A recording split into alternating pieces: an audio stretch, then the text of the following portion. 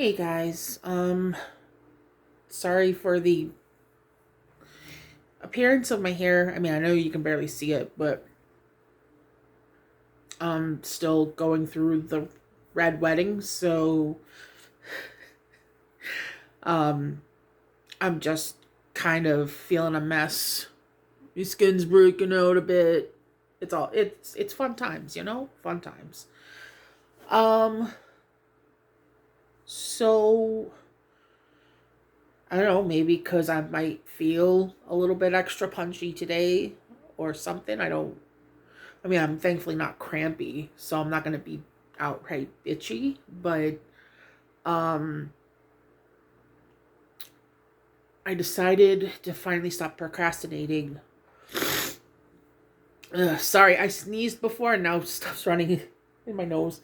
Um and I know the snorting is a gross habit. Sometimes I do stuff that's gross. I apologize. Um but um I grew up not wanting to waste toilet paper. Uh apparently I'm deciding to start this with some brutal honesty. Um, but I mean, that's just peak Dessa. By the way, my name is Odessa, and welcome to Diary of a Recovering Fatty. Um, I almost forgot to do that. I should eventually, and because I have people that are willing to help me as soon as I get off my fat ass and actually clear off my desk space and start trying to learn the whole editing thing. I'm gonna eventually get you guys a proper intro. Um, Maybe if my voice cooperates, I'll like try to do a song cover or something, just to make it fun. I don't know. There's sometimes I hear a song and I'm like, you know what? That almost sounds a bit motivational. It kind of fits my theme. It I actually think about this channel a lot and how to help it grow because I want to reach more people in just either sharing the things that I'm learning along the way with my weight loss or just to talk about things in general, um, to give that safe space and stuff like that. And um, additionally to that end, I already just did a short because the algorithm kind of wants them to begin with. But additionally, Nerfy, if you catch this, congratulations again on the nice post that was done on Reddit for you and your channel. I agree with what was written there about the context of your videos, the fact that it's not just. I mean, I know a lot of the other reaction channels, they do those disclaimers that it's for entertainment purposes only. And, you're not actually diagnosing people either, but you are pointing out the darker, shadier shit that is going on in those videos, specifically with Amber more than anyone else. But the things like when I decided to do the victims of an empath, um, I'm about ready to actually do the Casey interview with this video, but people should understand more about what goes on behind closed doors, the things we don't see, um, the fact that anyone can be a victim of somebody else. I mean, even when you think about some serial killers, apparently they present as completely normal most of the time. Um, I'm thinking of Mr. Rainier, in particular, BTK. Um, Apparently he had some issue that disqualified him, but he even tried to be a police officer at one point. So he hung out with cops. Like he hung out at a cop bar associated with cops. Nobody had a clue of how he really was. Um, so sometimes you don't really know a person sometimes, and I think that needs to be understood better. And sometimes the Goro World videos are perfect views into this, because I don't think people, maybe because it happens so much in front of our eyes and stuff like that, we don't see. I keep saying we, but I mean, I see it because I went through it. But for a lot of normal people, things that should be red flags aren't necessarily. Whether that's just because they've been, like, they've kind of experienced it in their foreground and they didn't understand it for what it was, or TV's kind of made it seem so much more dramatic that they don't understand. It starts off small. It's a rock getting kicked down a snowy hill, and that rock accumulates the snow, becomes a snowball, and becomes bigger and bigger and bigger. But it starts small. Abuse in any form always starts that way. Okay, I shouldn't say always, first of all, because I don't like using absolutes. But I suppose if someone feels cocky enough and they've already been getting away with it, they could start already more advanced into a pattern if their victim already seems trapped and just willing to take said abuse.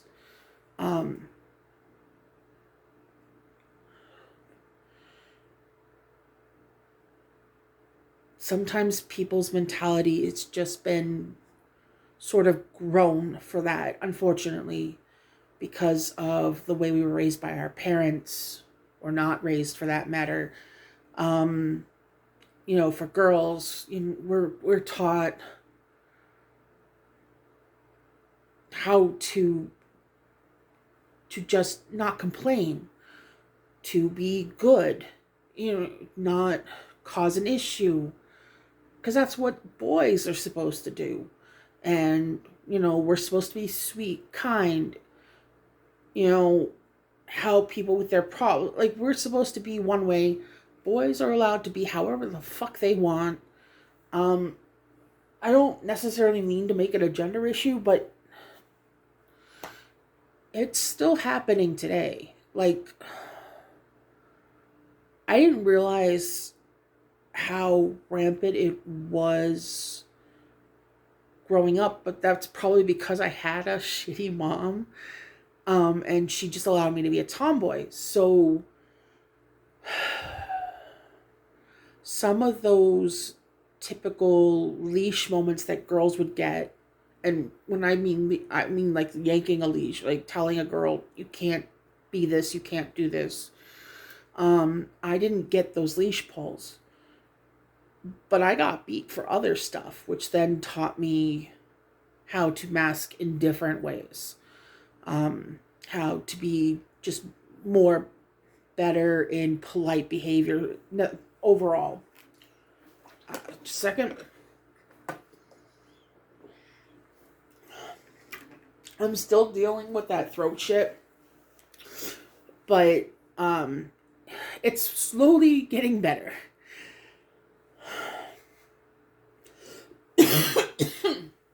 I say that and then I have the urge to cough. But it is getting better, I promise. So,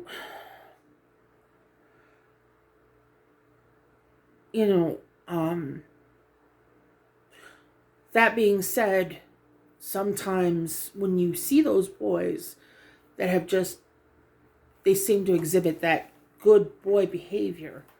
They're standoffish, they're quiet, they seem so well behaved. People don't understand that might be a sign of abuse as well. Maybe not to the point of physical, but there's still some form of leash pulling happening. Um, because somebody wants that level of control over that person where they're not allowed to have that free reign. So I'm not saying that boys don't get abused. If my mom had sons, we were all girls, but if she had had sons, I don't think it would have mattered at all. She still would have behaved absolutely the way she did. Um, Absolutely. It sucks to say, but it's true. Um, but that's why sometimes the whole, I know I've talked about it before, but the Johnny Depp Amber Heard thing, because it was so in everyone's face and everyone decided to talk about it. It's something I go back to describe, like, when they touched on Johnny Depp's previous abuse with his mom, and that basically being the reason why his dad left.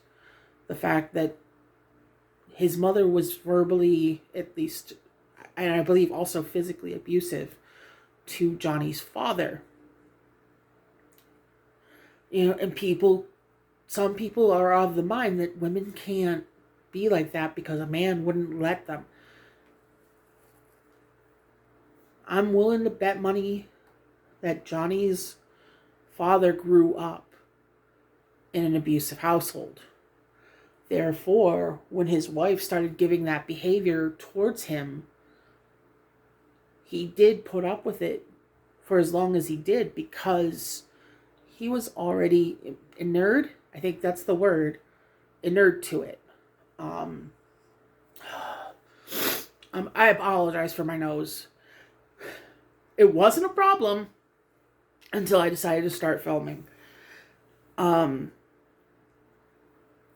so the fact that Amber then did the things she did to Johnny, and people are like, well, he's a big time Hollywood star.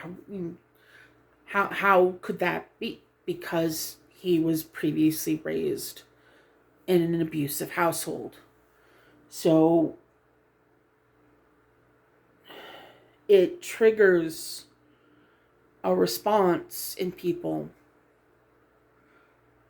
It's sort of like that riding a bicycle mentality. You can fall in line into that behavior once again because it sucks to say it like this, but it feels like home. When one of my very first serious relationships, because I started relationships younger than people would think that I should have, but I was playing adult. And I say playing adult because that's what people would be comfortable with. But I mean, I was taking my mom's benefit money and making sure our bills were paid, food was on, being bought. So when I say play adult, I mean, I was actually doing the adult things that my mom should have been doing, but wasn't. So getting myself an actual relationship, going out, doing like that, it might have been, it would be too young for most. But in my case, it really wasn't. Because I can still look back on it and I was never taken advantage of. When I did get into that relationship, he only got aggressive with me once. It was bad. Like he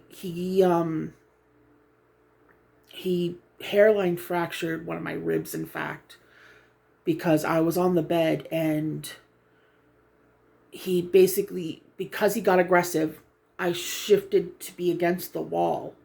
So he had gotten on the bed with his work boots and he kind of stomped on the side of my ribs.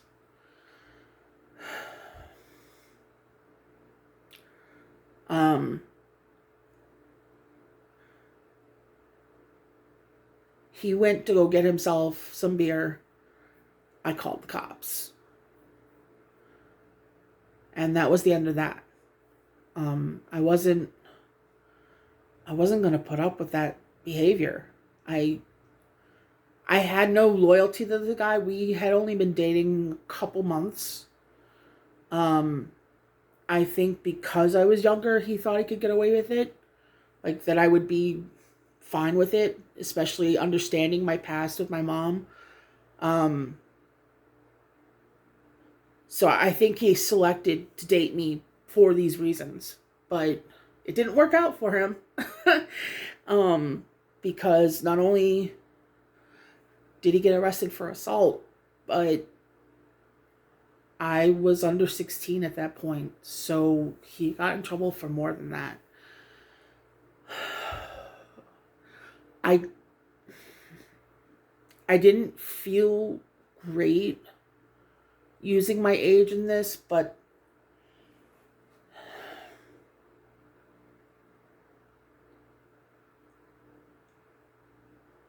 people that commit assault on their partners, you can read like the statistics and stuff and how often it's essentially just a slap on the wrist, especially if it's like a first time occasion.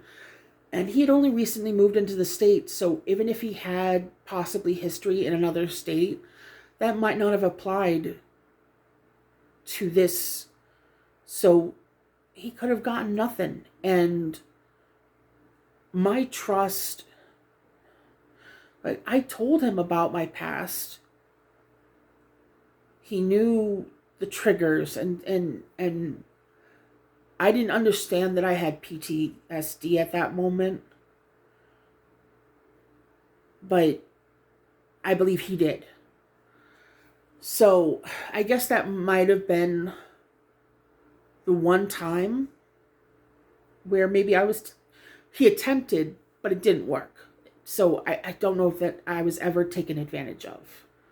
Do you understand? I hope you understand. Um, but that's why I refer to myself as a survivor and not a victim, because I I just don't see myself that way. Um, there was a time where I was, but I was a child. So um, I was emancipated at 16, and I've been an adult since, for real, not just playing. But I mean,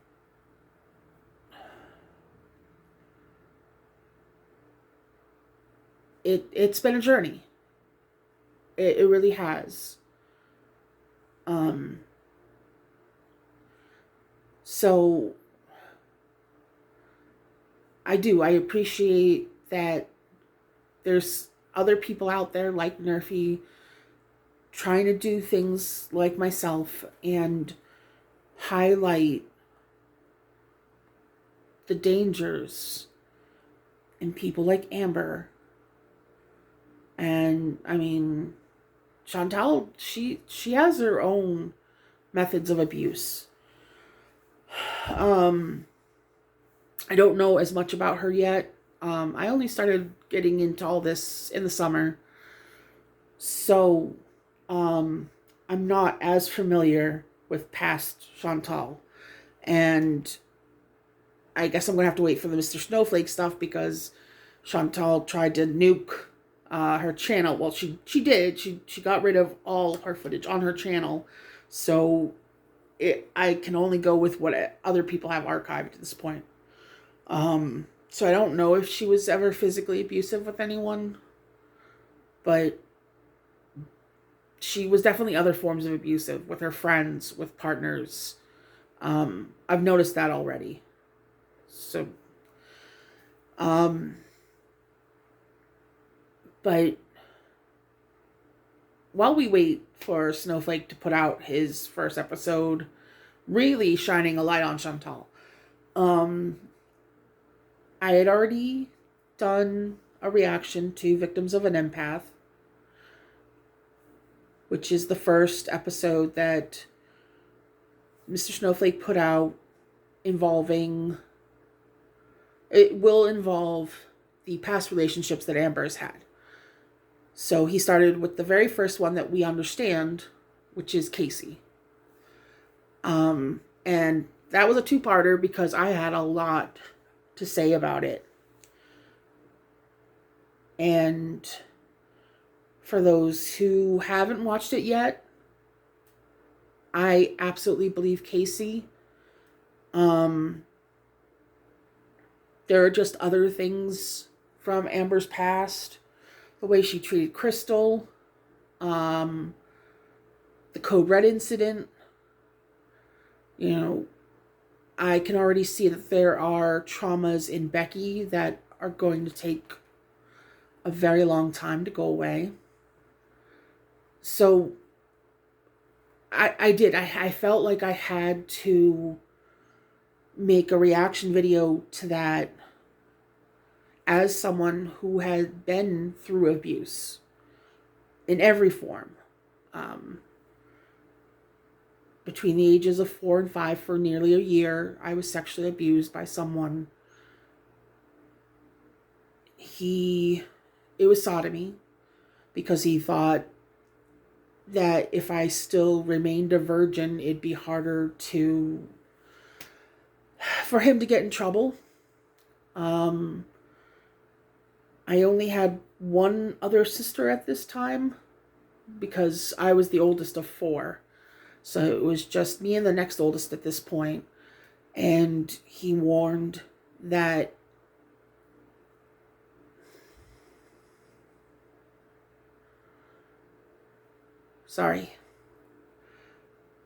he warned that he would go after her if I didn't let him, or if I told. And I was born October of 80. She was July of 81. So, especially, I was about nearly 4.5 when it started. So,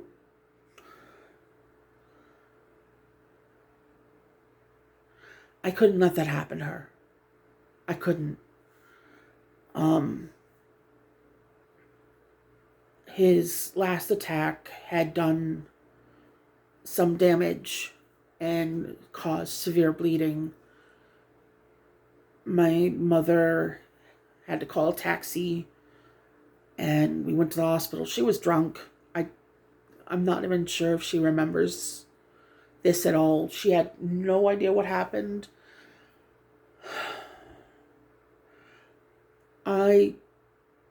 I don't know if the hospital staff knew what happened. I told them that I had a bad poop because I was afraid. But he not only cleared out of my mom's apartment, but he was like at least gone from the city that I understood in the time that we were gone. So thankfully that was over before it had the chance to get even worse, I guess. I still have a literal scar from it. So, because the skin there is so delicate too, the skin next to it can get agitated when I wipe. Sorry, I'm uncomfortable. I'm trying not to. But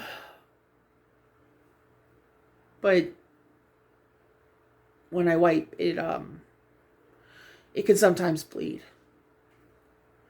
It's not the scar tissue itself, it's the skin next to it, because scar tissue is thicker. But I guess the stuff next to it is more sensitive. And it's like right there. um, Sorry. I'm trying not to be too specific, but I'm trying to explain at the same time because I feel like stuff like this should be talked about, not to make people uncomfortable necessarily, but maybe they should. Maybe people should be aware that this happens, like I said before, but um to encourage other people to talk to someone in their lives about what might be happening or previously happened to them. Please, um, if you're younger and you're watching this, a teacher, someone at your school, a doctor, um, I kind of hope that's never the case, but at the same time, I'm not naive, so I do hope that maybe someone who is currently a victim, whatever their age, whatever their gender, they come across this and they understand. That person, yeah, they threatened you, and whatever they did threaten you with is probably scary as fuck. But understand that if you go to the authorities, don't go to your parents, go to someone of standing, a teacher, a doctor, a police person, police officer. Sorry, I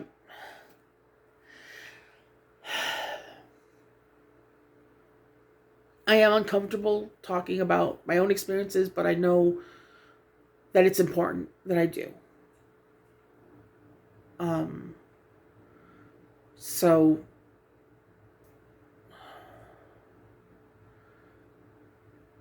talk to somebody. That's what's going to help it stop. Even if it's not sexual, every form of abuse. You don't want to be like me at 43, where people can't hold and squeeze your hand without you feeling panicked.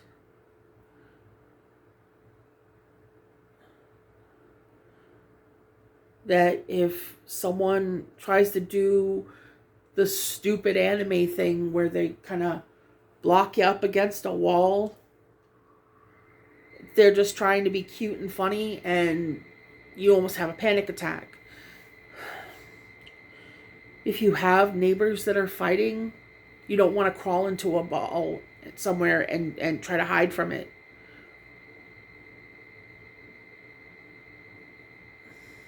I don't know if all that will ever completely go away. I mean, I understand it better, but it's still what it is. So, this is certainly an intro to reacting to a what's going to be nearly 2 hours of an interview. Um, it's going to be like before.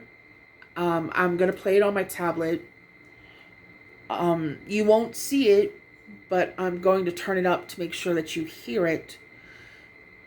I will link the interview, and I will tag Casey, Snowflake, Jimmy, and also, I already said it. Sorry. I will link the interview so you can watch it for yourself. Because I do believe it should have its own watch. But first, I think I'm going to have to AFK a moment. Just give me a second. Okay, I'm back. I just had to go to the bathroom, and then I took the moment to listen to Rock Show by Hailstorm. It's actually one of my feel-good songs. I really like singing along with it, and it helps to boost the mood. So um, I needed that break for a second. So this is going to have to be a two-parter again, especially since the interview itself is nearly 2 hours. I've already been talking your ear off for half an hour. So I'm going to try to do these in hour and a half chunks. And maybe then. So for those who maybe don't like long videos, I apologize. Um, but I actually love long videos, and I'll at least do my best to hopefully not have it be boring. Okay, I'm gonna get into it so I don't talk your ear off for another half hour first. Oh. Stuff about I know I can't say this on YouTube when it comes up. I guess you might bleep it. The pet stuff. Yeah. I don't know if I should say this.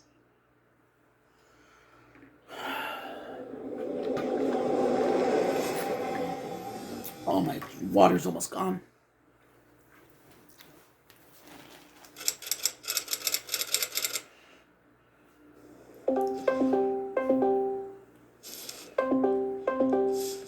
You should be able to hear it. I have it near the speaker end, so hopefully you'll be able to hear me just fine as well.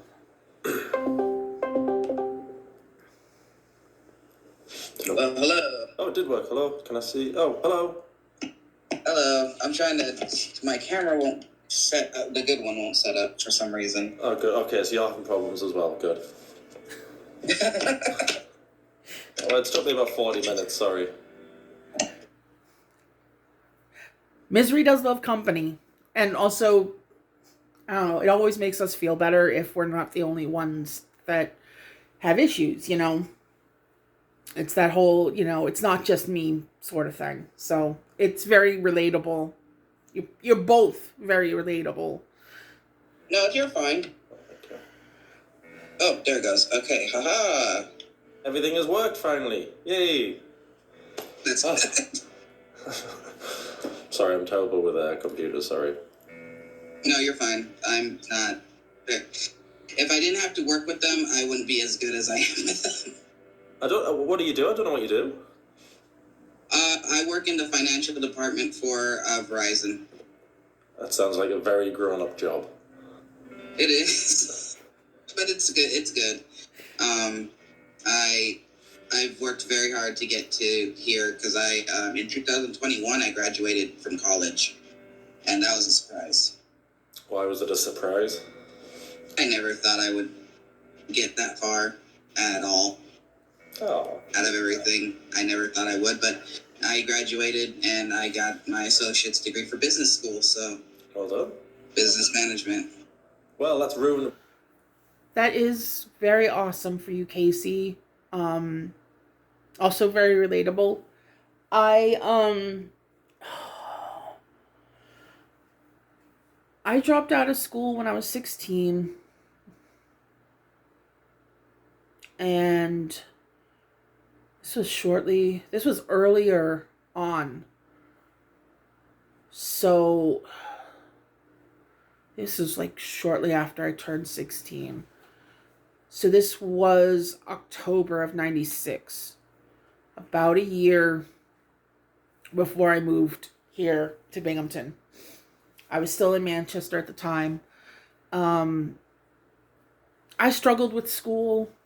Now I kind of realize a bit more that I was undiagnosed with the ADHD, and then there's the fact that I'm most likely on the spectrum. I don't have the official diagnosis for that, so that's why I'm wording it like that. But I am officially diagnosed for the ADHD. I have medication for that, and I take it every day. And when doctors prescribe you medicine, you should take it every day. And if a medication is bothering you, has like side effects that just aren't working for you, you discuss it with your doctor before you stop any medication. Especially with, oh, what was the one I was on? It wasn't the gabapentin. I think my brain tried to just block it out due to trauma. I'll have to talk about it another time. I can look at my prescription history. I wonder if I can do that now. Hold on 1 second. But there was one, I didn't know that there was side effects for coming off of the medication. Off of the medication. So,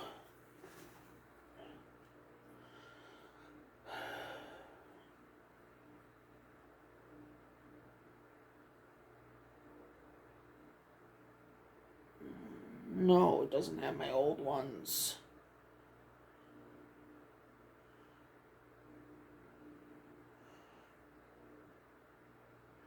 Maybe health record, medications. No, I wanted.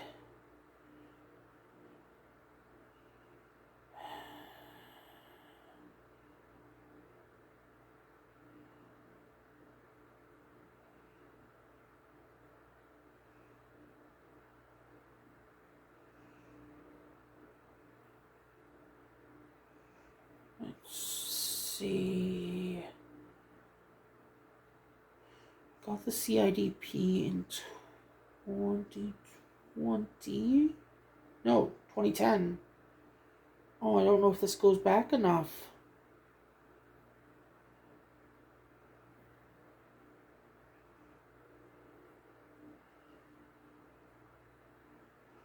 Because it only goes back to 2016.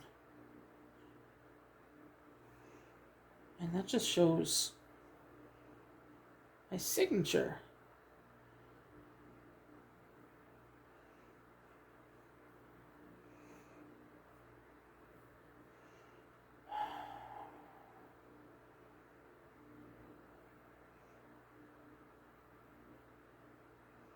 Sorry for the dead air. Trying to read.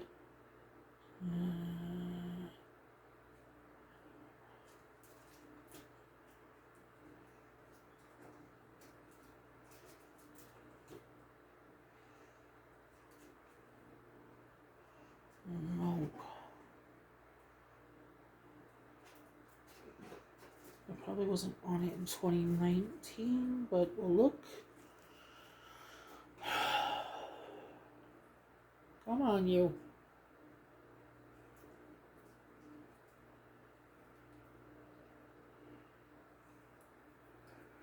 No, you can do it. My doctor's through Lord's Hospital, though they're becoming Guthrie, and I know eventually they're going to change the application for the patient portal. So,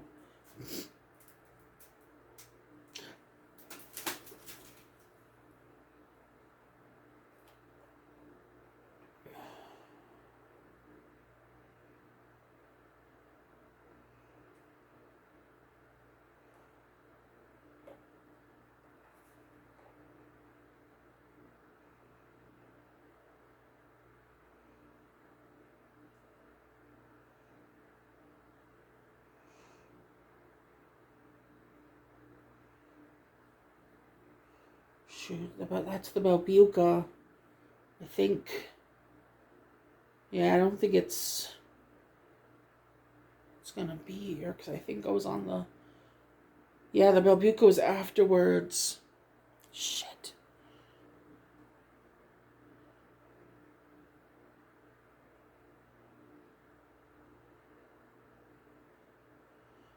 Oh, I get to see one of my urine analysis though.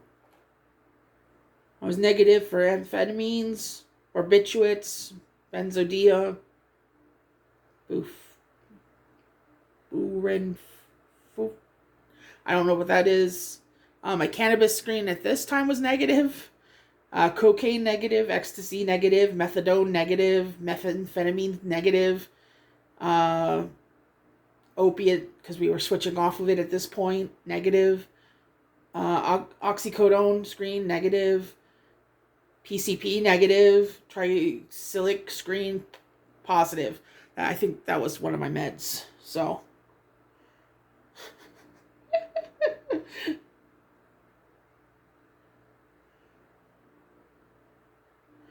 Damn, I wish I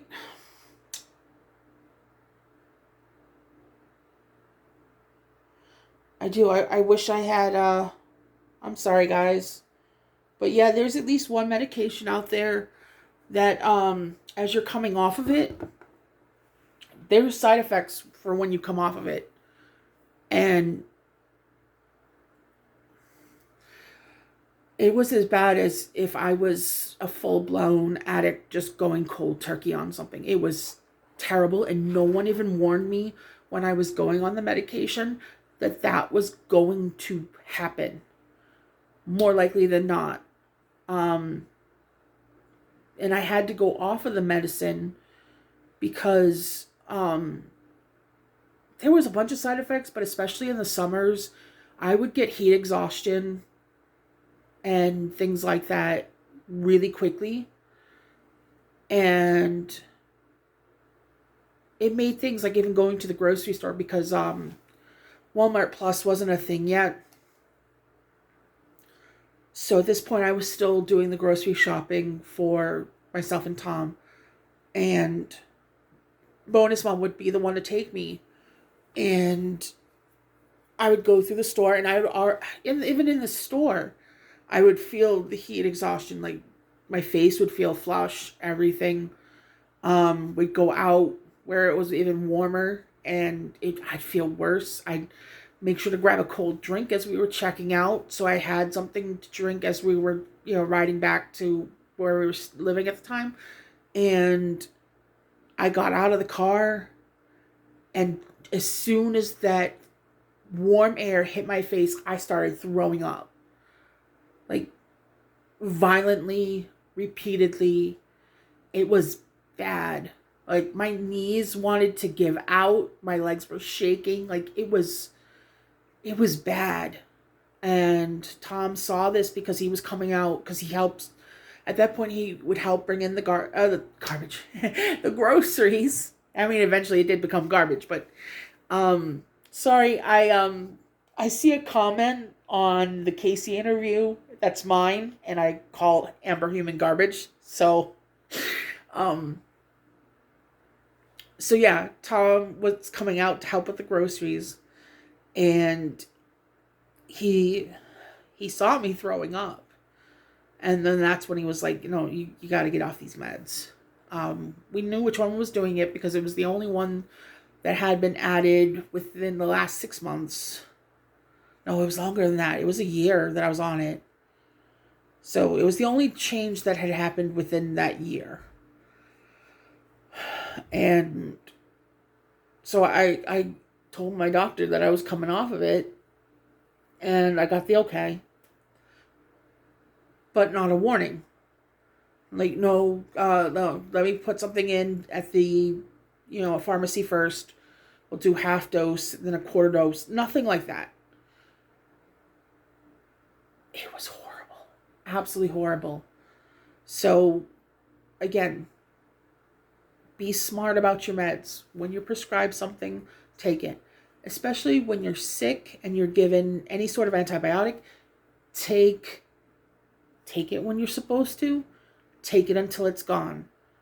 Don't fuck around with that, because you can make your body worse by not completing the whole course.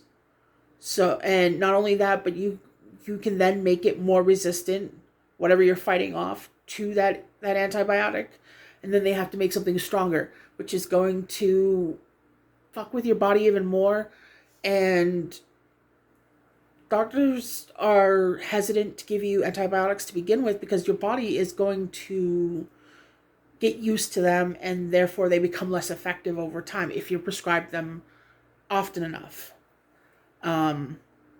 So be responsible about your medications.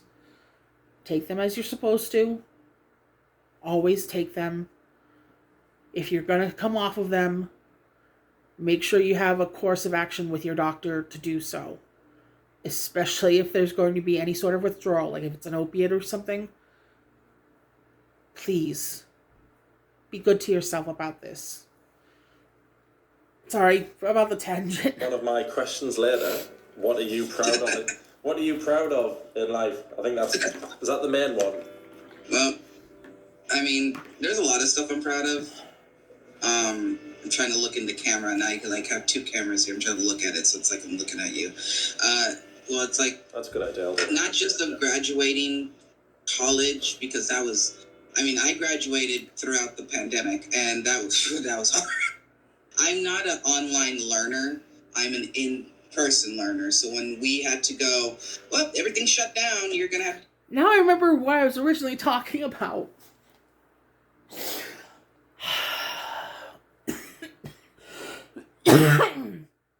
I've had my ADHD meds increased a couple times now. I think I need another bump. Hey, no. Rumble just came over to fight Muffin. And he's just laying in a box, being a good boy. You okay, Muffin?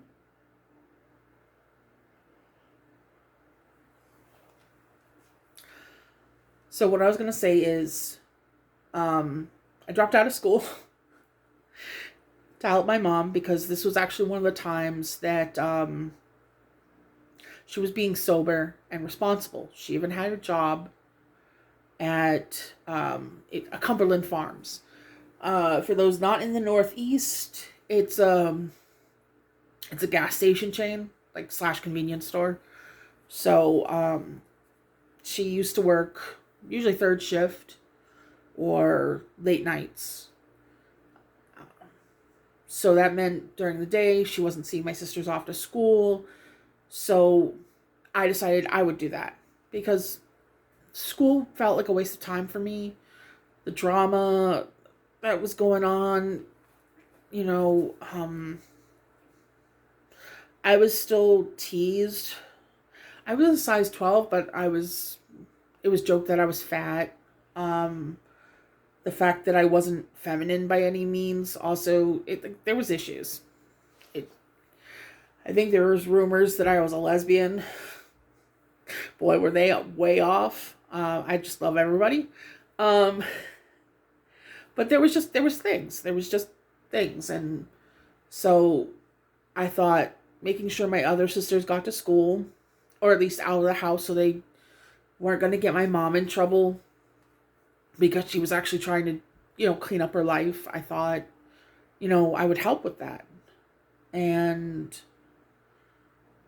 well, it only lasted until she met Ed.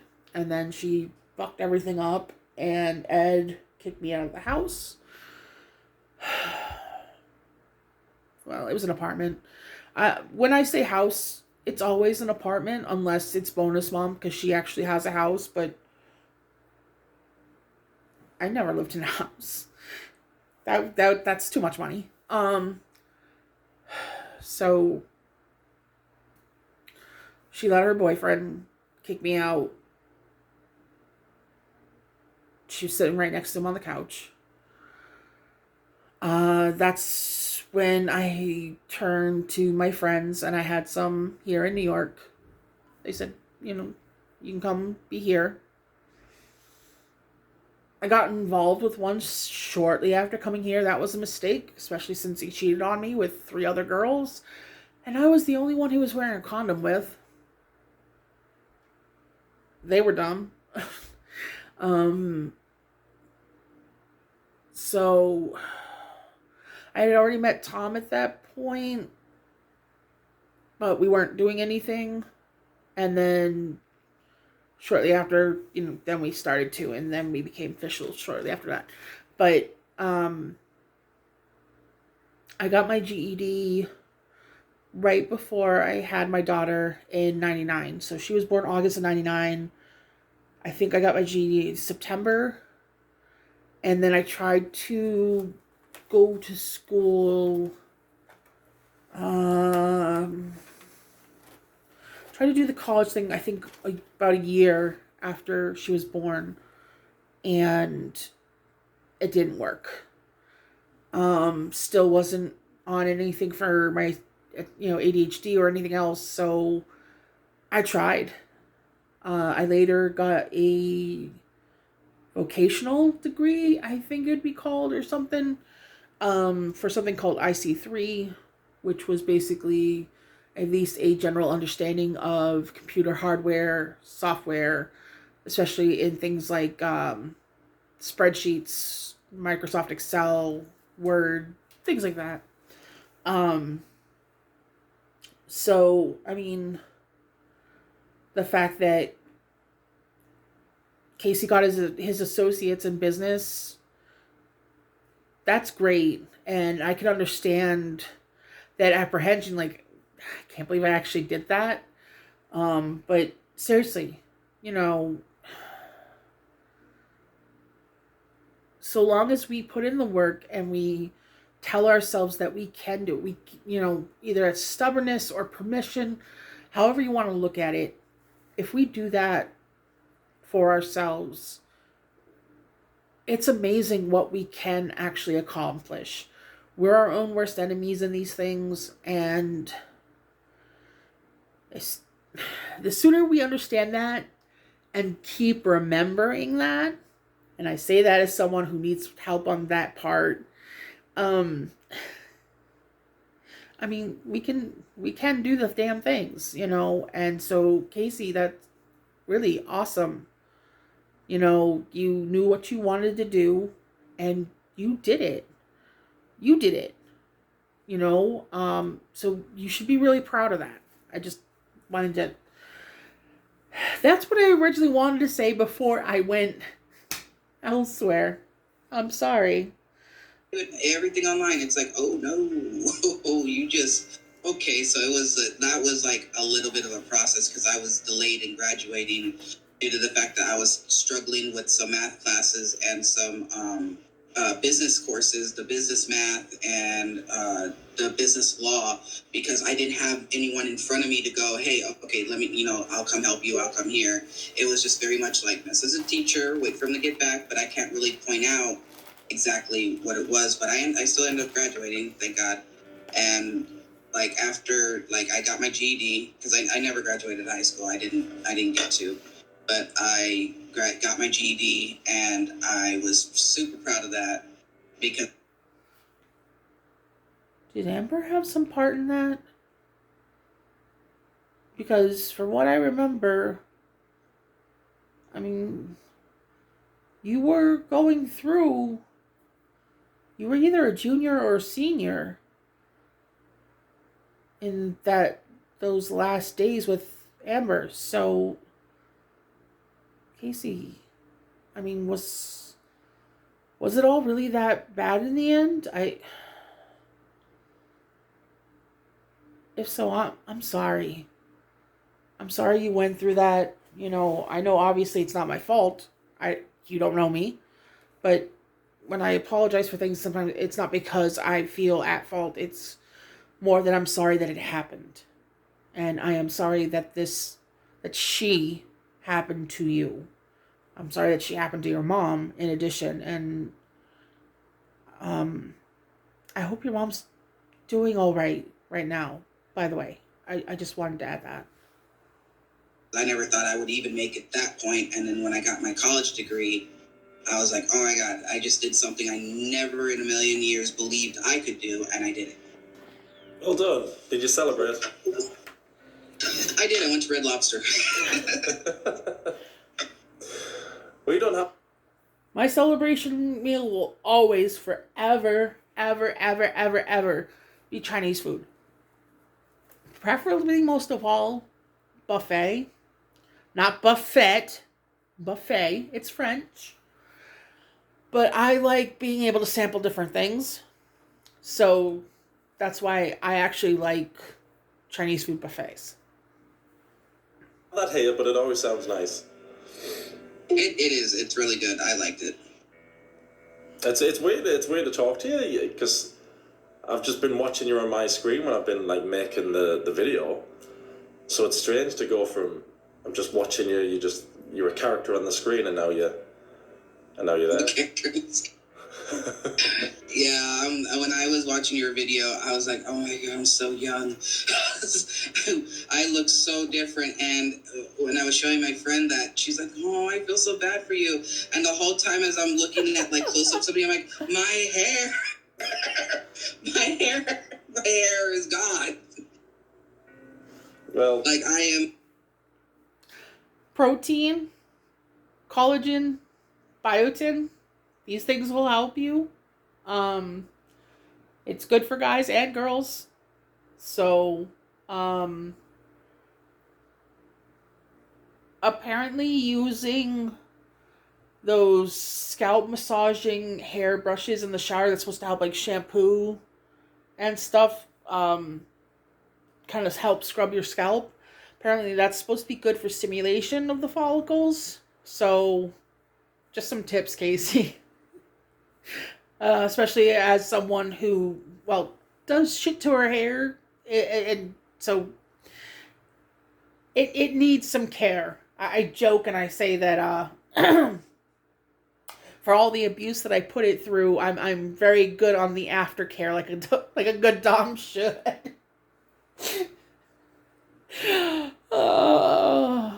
I apologize to anyone who won't understand that joke, but hopefully those that do understand the joke will appreciate it.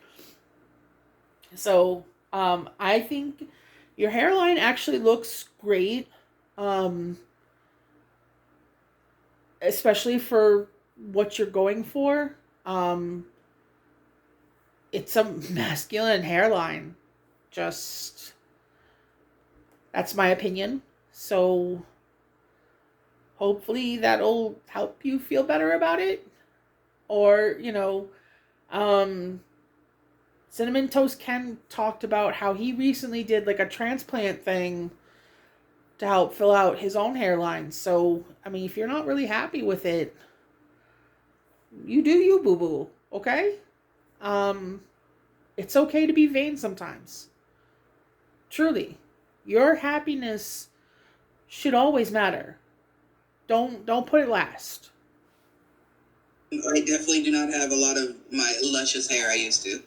How old were you in those videos? I was 23 with that video. I was 23, and now I'm 31, so that was a while ago. 23, 30. And that was...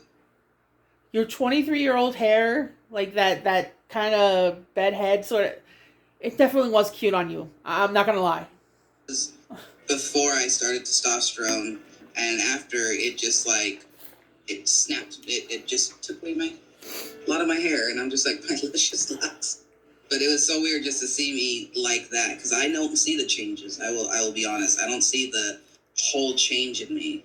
I just see me every day, so it's like I've gotten used to like, okay, yeah, I don't think I look different. But seeing it and hearing my voice, I was like, oh, who is that? It's not me. It's not my voice anymore. Was it weird seeing your younger self? Did you? It is. What did you feel sorry for your younger self, or what were you thinking? When I seen my younger self in the video, because I don't go back and watch that video, I was very adamant of I released these 3, and then that was it. Yeah. And I didn't want to go back to it, didn't want to touch on it, because our relationship was very turmoil. It was very traumatic, and it was a lot of turmoil Toxic. in it. So I was like, okay, Toxic, Casey. I did this, that's it. Unfortunately. And rewatching it, I was like, there is so much pain in my eyes and so much hurt. And the reason why there was, and I never said this either in the video, the reason why there was so much hurt is because she released that, I don't know if it was in May or like within the summer she released it. I just know it was sent to my then fiance. We're no longer together. My then fiance, and while she was at work, actually. And she messaged me and said, don't open your Facebook. Don't go on YouTube. Just don't go on social media until I get home. And I'm like, well, why? She's She's like, just don't. Just wait till I get home. Just play video games or something. But don't go on social media. And then when she got home, she was like, I was sent this. And not only was she sent that, I was sent it. A few of my friends were sent it. My sister was sent it. It was just... But yet, Amber dead named Casey thinking nobody would figure it out. Girl. Seriously. They found... So it's like, and when... That's why I got mad when she's like, I didn't even mention who they were, but they found me. They found me and my family and my fiance and friends. They were just like, oh, like just distributing it. And I got mad because back when you seen those messages when she was asking me those questions, that was like in the beginning. Okay. Amber's probably dumb enough. She probably didn't think people would figure it out. She should have known better. Especially with the accusations she was making. She should have known better.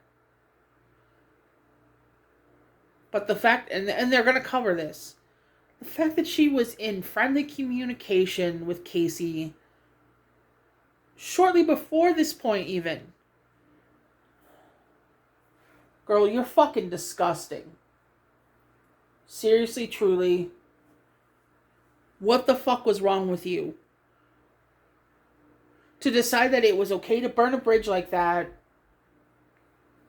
Sorry, I got sleep gunkies in my eye. And yeah, I call them gunkies. Tom doesn't like it when I call them eye boogers. So I call them gunkies. Yeah. I mean,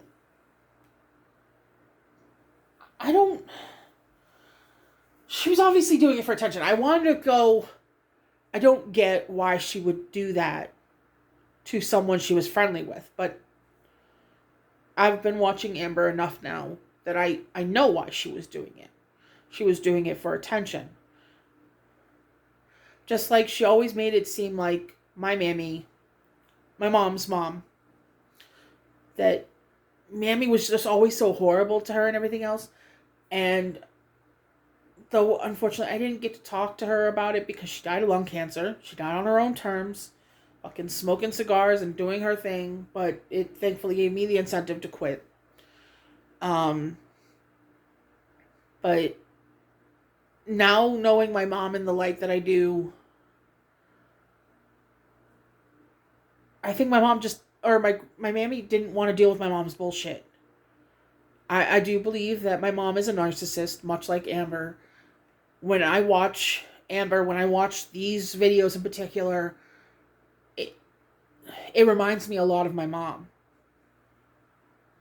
And so that's also why I felt the compulsion to comment on these at least specifically before I could actually have a proper setup to do like the picture-in-picture sort of commentary that a lot of commentaries do. But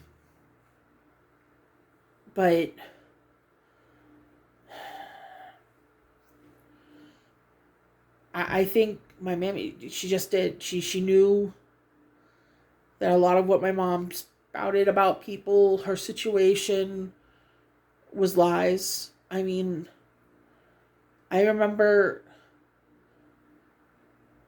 my mammy she looked out for me. Every Friday, she even, spoiled me a little bit. She gave me $2 every Friday to go to the pizza place that was right on the corner. It was enough for a slice of pizza, pepperoni, and a game of pinball. Not much for a lot of people, but for like 8, 9, 10-year-old me, because this happened for years, I loved that. Because, well, I used to be really big into pinball. If I had access to a pinball machine, I'd probably be playing the fuck out of it. to be honest. And now it makes more sense. It's possibly an autism thing. It's not even just watching the ball do its thing, but you can feel it as it's hitting against things, like your hands being on where the buttons are. So it's, it's your thumbs on the glass kind of, and like, oh, it makes sense now.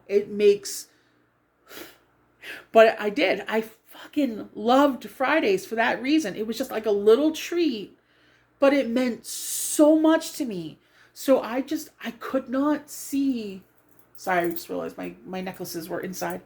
Oh, shit. Maybe I can tilt this a little bit. I'm wearing a Spider-Gwen shirt today. Just want to show that off for a second. But they did. For little kid me, I was spoiled rotten in my mind, and I loved it. I love that woman still. I miss her so much. I remember how much pain she was in her last days, and yeah. That's why I tell people I don't think they should smoke. I think I've already mentioned it in other videos, at least one. But she was in so much pain in her final days, but I mean, she fucking destroyed her lungs.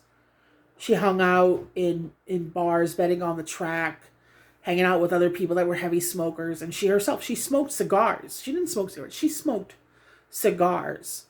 Cigars are something I have a love-hate relationship with because I love the smell of cigars, but I've actually tried them. They taste like crap.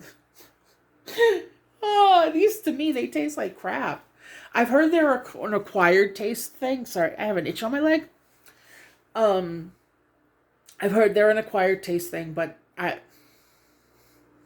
especially now that I don't smoke at all, so I'll be fine not getting used to it. But every once in a while, there's someone that goes outside and they smoke cloves.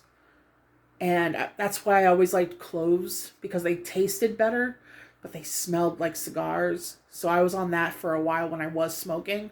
So every once in a while, there's someone like almost outside my window, because I'm on the second floor. So they're smoking and I can smell that, and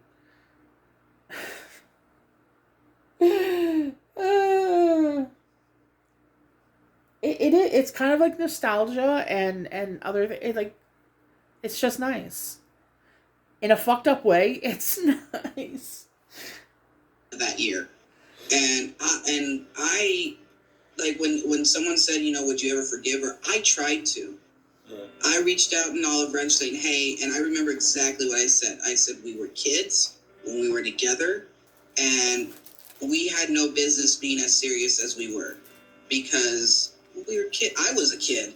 Yes, she was older than me, but she was still, 18, 19, 20. We were young. We were young and dumb, and we thought we knew the world, and we did. She was certainly dumb, Casey, but she wasn't young, and she's not completely dumb. She's an idiot savant, I guess would be the terminology. Oh, I just realized I had this. Oh, there's a little bit left. This is my favorite scent. I gotta add more to the Scentbird. Scentbird, sponsor me, please. I guess I'll have to hashtag them to try to get that, because I do. I love this one in particular. I do sub to their stuff.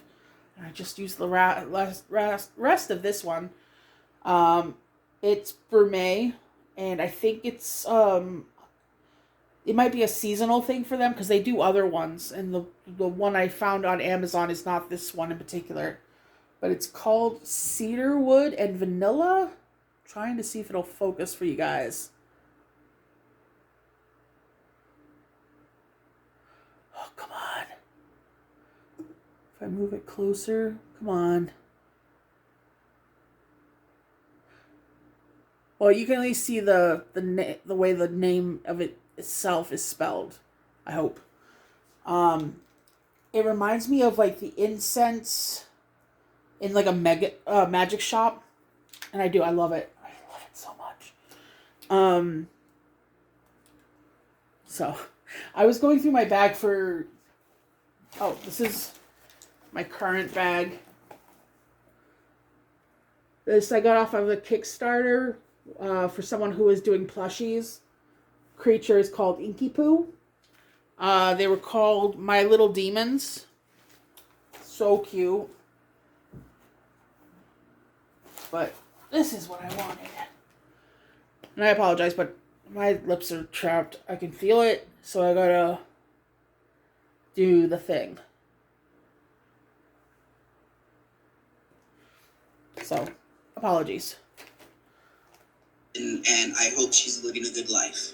That's literally what I said. Like, we were young, buried a hatchet. Well, you know, I hope you're doing well. She told me about her YouTube, how she had 600 subscribers at the time. I was like, cool, you're doing... He tries to be such the bigger person. Not pun intended, because we know that's Amber. She'll always be the bigger person in that regard. But, I'm sorry, I'm just a little mad. But,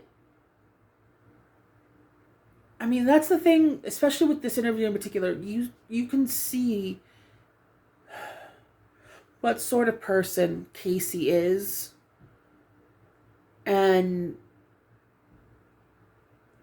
like, again, I highly suggest that you go and you watch this video for yourself. And, because hopefully you'll see what I do. Like, I'm good at reading people. I learned it from earlier on because of everything I went through. It's one of the bonuses that I got from going through what I went through. You know, being able to know when someone's being full of shit. It's why I still maintain that technically Amber is not faking her weigh-ins, but she is.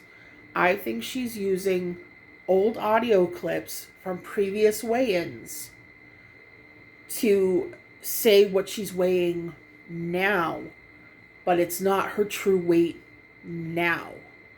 So, plausible deniability. Eventually we might hear how the scale's been broken or something. Almost willing to bet. So it's just things like that. Like, I think that I have a very good bullshit radar. And part of that is watching people. It's not just hearing them. But hearing them can also be a very good indicator. Sometimes listening instead of watching them, you can pick up emotions and such that the eyes don't always convey, and vice versa. So, I highly recommend watching the video for yourselves. And Casey is just a very, very honest person. And they tried to remain friends with Amber for whatever reason. He did. And they were talking, and then Amber just decides to pull this shit. And then Casey calls them out on it, and then we get that fucking horrid poem. By the way, I'm gonna do some research. I'm gonna write some poetry myself. I just need to refresh myself on structure. Because poetry is supposed to have structure. And I'm gonna do some poetry. I'm gonna recite it. And it's probably not going to wind up in a book anywhere, but it's going to be better than hers. So, but I just wanted to illustrate, like, I absolutely believe Casey when he says that, you know, I thought it was great. Amber was doing this YouTube thing. You know, I told her congratulations. It just... Good. I'm glad you're doing well. And then all those other messages came up. And then later on that year, she makes that video. And I'm like, why?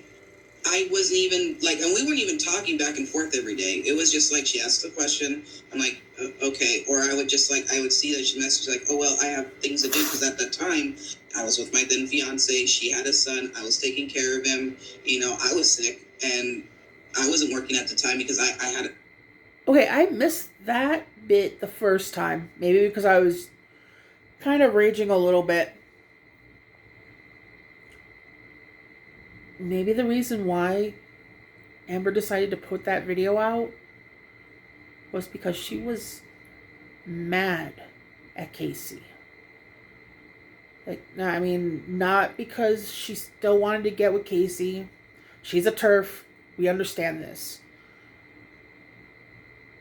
But we know Amber loves her attention from anybody and everybody. So the fact that Amber was reaching out and being ignored by Casey, I think that might have been the catalyst, guys. I think I found the why. Stroke. So I was like, you know, there's a lot of things going on in my life at that time. And then we moved from Alabama back to Arizona.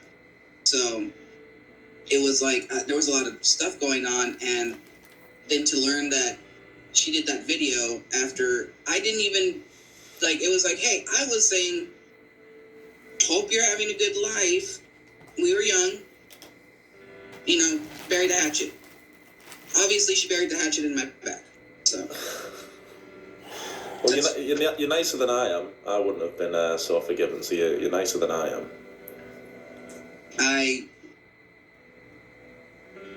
don't try to carry a lot of anger towards people.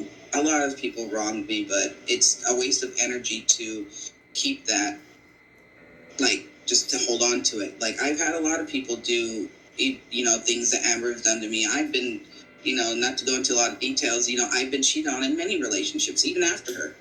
You know, one person asked if I'm, you know, what was it? That if Amber affected my relationships. And I would say not just her. I was scared of being treated like she treated me, but the cycle kind of continued for a while because, again, I was still very young when we even broke up. Like, she was the only serious relationship. I was from 15 to 18. I spent my teenage years with her, and that's the only type of relationship I knew. So going into other ones, was unfortunately mirroring that of being like having people take advantage of me or hitting on me or, you know, just being mean to me. And that's all I knew until I was like. When Casey's saying hitting on me, he means literally hitting on, not how you doing, you know, just to clarify. Till me and my ex-fiance broke up. And after that, I was like, no more of this, no more of that. And I started to stand my ground, and not a lot of people like that. When the pushover suddenly gets a spine and they're like, no more. So now I'm single because I just don't feel like I can trust anybody. I don't trust that someone can actually love me for me. But it's not that I'm sad being single. I'm happy. I'm happier than I've been in a long time. I think I really just needed to be by myself. How long have you been single for? About going on 3 years. The last person I dated, that was kind of the straw that broke the camel's back. You know, I'm not going to name names, but we were very serious, and I came to find out she had a whole ass fiance on the side. So, and she knew about the Right, I forgot about that. You know, everybody from that point on of the video knew who I dated. Sorry, guys, get more comfy. She knew about it, and I was upfront with her, like I'm upfront with everyone I dated. If you don't want to be with me, if you feel like the urge to cheat, break up with me. It will hurt me less than knowing that you're cheating on me or you've left me because I don't know. But just don't cheat on me. That's all I want. Just don't cheat on me. Be honest. and be like, hey, it's not working out. Okay, not working out. I'm not gonna. You'd think that's not a lot to ask for. Don't cheat on me. that was that was the thing with my ex Dan.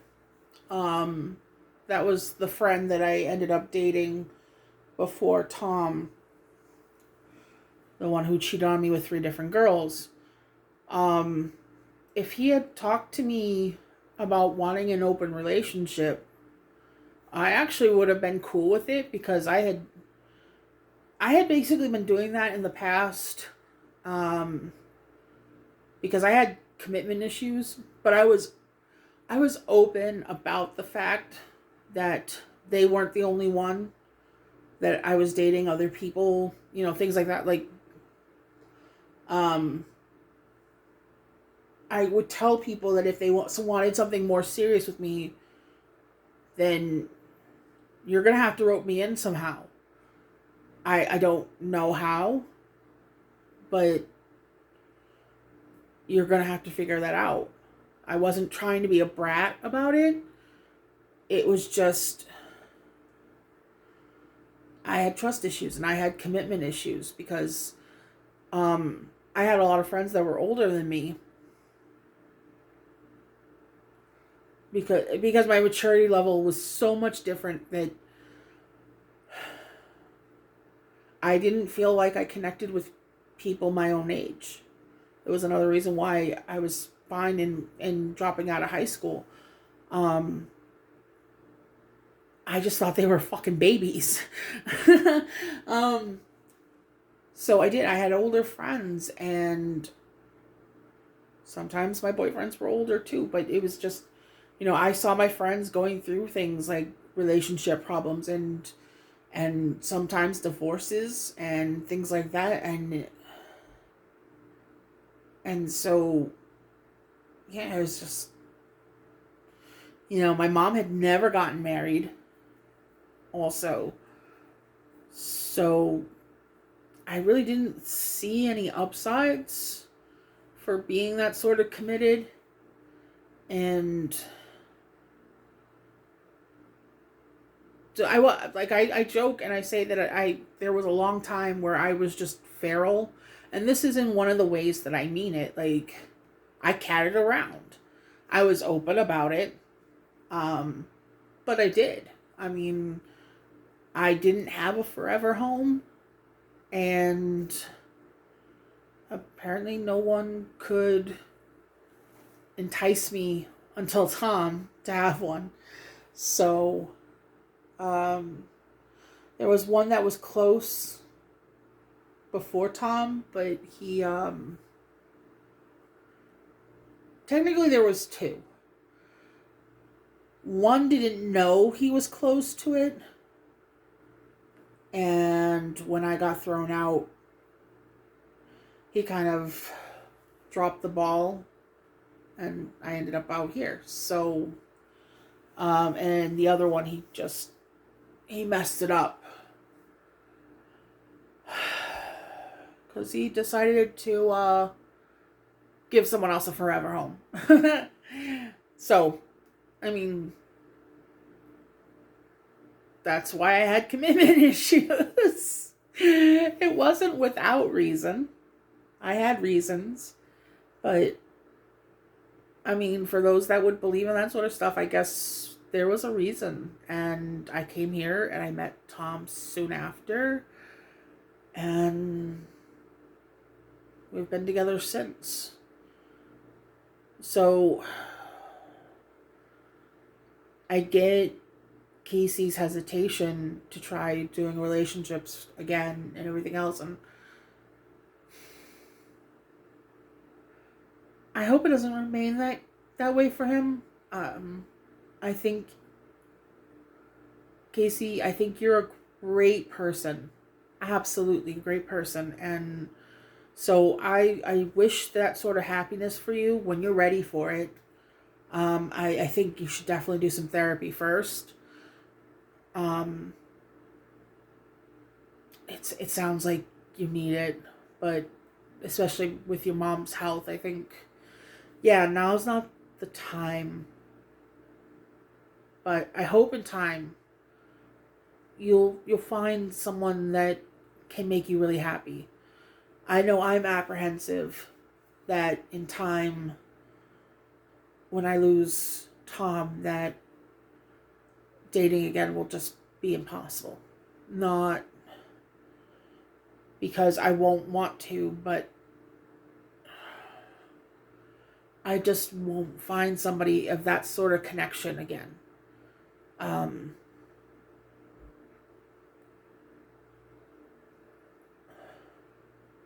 I never thought I would have a connection like that to begin with anyone. Um, so hearing Casey talk about how his past relationships didn't work and worse off, that they were just bad and toxic in different ways,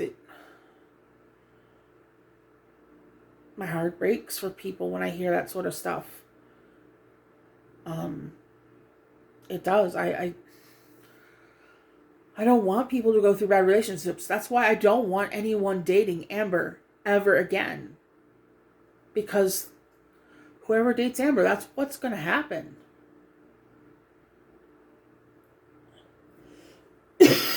Sorry. So, I do. And I know I'm not the only one wishing good things for you, Casey. So I just wanted to say that, so you know. Get on my knees and beg and plead and cry. It's like, okay, I'm too old for that. It's like, okay, go on, live your life then. And so after my recent ex, I'm just like, I can't. Like, that broke me so hard because I was very much in love with her. I really thought she was the one out of everyone I dated. I really thought she was the one, and unfortunately she wasn't. And she took advantage of me. And I was like, okay, well, it's over. And, I don't care how much you say you love me or whatnot of your relationship. You actively chose to seek me out to be with me while you were engaged. And I've been through a lot of scenarios like this. So that's why I'm kind of like, I'm just single. I'm tired of being taken advantage of. I don't want that anymore. I'm 31. I'm too old for this. I'm too old for it. God, you've had no luck dating. I don't look that old, but I feel it. Definitely, I feel it. I'm 35. I feel old. Oh, you're not that older than me. Not by much, but I'm having to start me. I have to do 20 minutes of stretching in the morning just so I can move now. So you've got that to come. That's good. Stop making me feel older, guys. I'm 43. I'm going to be 44 this year. Okay? Though, thankfully, I've been told by at least some people in this building that I don't look my age. So, I guess there's that. But, fat keeps you looking young. I mean, at least if you're not fucking up by smoking and stuff, I guess. Christ, I'm not even 20 minutes into this. You said you had a stroke. I didn't know you had a stroke. Yeah, when I was 22, it was scary. I was in Alabama, and I was on the phone with my mom, and I would just start feeling really, like, head was getting fuzzy, and I was just, like, not able to catch my breath, and I'm like, oh, maybe this is an anxiety attack. And as it was going on, I was like, oh, and I would tell my mom, I'm going to go, I don't feel good, I'm going to rest and lay down. And it was like, with our bed at the time, it was literally like the desk, and then right next to the desk was the foot of the bed. So it was like literally just up and turn and go to the bed. And I remember standing up, turning to go to the bed. I took a few steps, and my fiance at the time was like, grabbed me. She's like, "You okay?" And I was like, I can't breathe. And she was just like, okay, look at me. And I was like trying to look at her, and she said that this side of my face was falling. And I was like, oh no. And so I had to go to the hospital. How long did it take you to recover from that? It took me about almost a year. It wasn't a very serious. I mean, the strokes, of course, are serious, but it wasn't like life threatening in a way. I guess the way they put it to me, but it was. It damaged my nerves in this arm to where like I can lift like thank God I'm right-handed. Like I can lift stuff and whatnot, but it took me a lot of effort to get strength back in this arm because it was very much when they wheeled me in and they were trying to like okay squeeze this hand and I would do that and they would have me squeeze their finger with this one and it was like took all my strength just to close my hand, and so it took about a year for me to get movement in this one, but even then like I still can't like grip too hard with this hand when I can with this one. And it's like when this one kind of feels like it has a delay in movement because, well, of everything. And it just like, it scared me. I was so scared in the ambulance because felt cold. And then I dumbly looked up at the heart monitor and my heart was going from, dropping to 50, then it would go back in the hundreds, and then go down to the 50s, and like they're looking at it, and I'm like, oh, and they see me look at it, they're like, oh, just relax, and I'm like, I can't. And they were and they had to like physically move my arm and my leg, and like, and because I just couldn't lift it, When I was going through the worst of my CIDP, my resting heart rate for almost the entirety of that 2 months, because of all the stress and shit that I was going through, was around 103. 103 beats per minute. You're not supposed to have a resting heart rate that high. And I'd be laying down, not doing anything, and that would be my resting heart rate. I felt okay, but that's where it was. And I mean, almost everything in my body was shutting down. So my hands, I know I've talked about it before, but they were basically stuck like this. And I could only move my head and neck. And my lungs had started to falter before they did my first course of IVIG. We had to do 2 altogether, and that's because they thought I had a second bout where my immune system resumed attacking the myelin or mylar. I can't remember which, but it's the sheath on your nervous system that protects it. And that's why after the first treatment, it wasn't long before I started losing function once again. And then that's when they changed it from Guillain-Barré to CIDP. But yeah, there was times they just had to manhandle me because I couldn't move. I mean, again, like this was all I could move. I mean, technically I could move my arms, but I couldn't do anything with them. Like my hands were stuck like this. I couldn't grab anything to drink. I really couldn't eat. I mean, it was terrible. I had to have them strap me down when they were doing the spinal taps. Because I couldn't keep my body necessarily on the table correctly if they didn't, because I couldn't do anything. So I told them, I was like, they needed me to keep very still. So I was like, use every strap you can to hold me in place. Because I don't want you guys fucking up because my body is deciding to fuck up. And yeah, I could hear in my ear the fluid being drawn out of my spine. It was the craziest thing, and I heard it both times because I had to have 2 spinal taps altogether. Both times. I don't know if it was because all I could do was lie there, so I was like more aware of my surroundings than I think a lot of people might have been. I was very present in the moment because that's all I had. But yeah, I remember that. I remember the sensation of hearing it, like how it was weird. I knew that it was weird. I understood it. Um, so yeah, it was something. Didn't do anything, and I just kept thinking to myself, I am 22.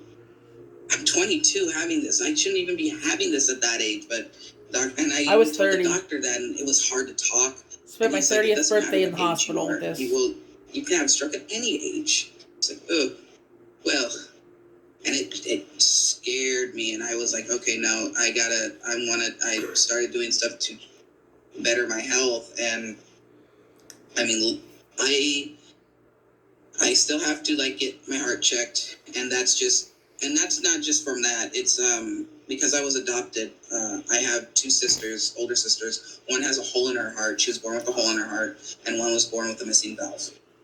Wow. So we're prone to heart problems, and I have to get it checked to make sure nothing is wrong. Oh my god. The only one who good is my little brother and he doesn't have anything wrong with the heart or anything like that. I'm like, you're lucky. You're lucky.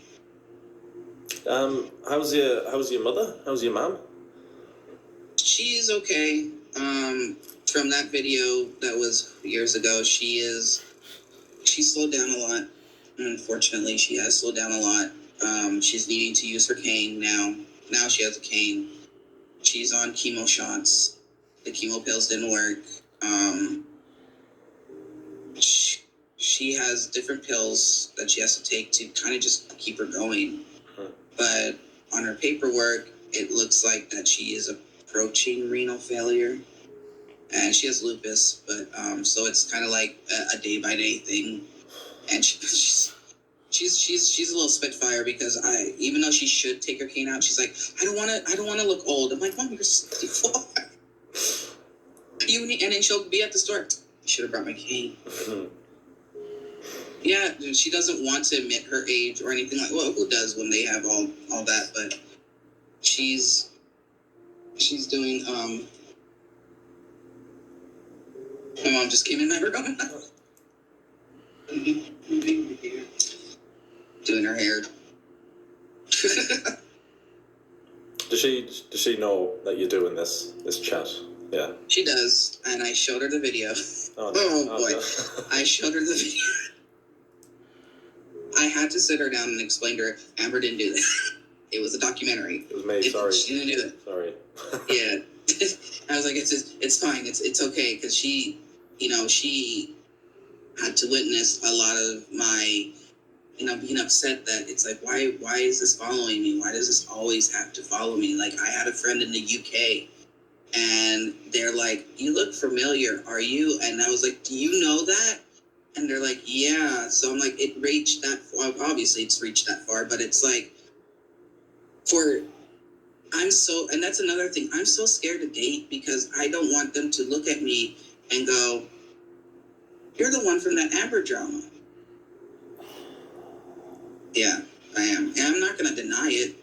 Like, there's no reason to deny it, but it has affected me going forward. I was like, I am so private about certain things, like at my job, when I was at school, even things I do now, I'm private about it because I know, with working with things on the internet or working with anybody, this video could be out about it, or they could have seen it, or they could have followed her, and I don't want anyone to, I'm just me. I'm me. I'm not the person from the video. I'm a person from the video, but I'm not just a person from the Amber drama. I'm literally me, just me. And that's all I want to be seen as, is the work I do, the things I want to do. And it's scary because I am, I do moderator stuff for, like Discord and, streams and stuff like that. And in that part of my life, I do not even mention I've had a YouTube. I don't mention anything like that because they are people who are online, and that could just like take my everything that I've worked for away. Well, that was going to be one of my questions. Does the whole Amber drama, does that still follow you now? Does that still affect you now? And obviously it does. It does. And I don't know what her goal was with that, especially saying that she did not mention me and no one knew who I was, which was a lie. Again, I still go back to that. I'm sorry I'm going back to it, but I just don't understand how she still said that when people found me. They found me, my friends that I've had for years, family. Like, it's sad to know that all that was spread to them, and I had no idea until later that day when I was sat down and shown the video, and I was so mad. I was so mad and hurt. You had every right to be Casey. Every right. To the fact that those accusations were made to begin with, but also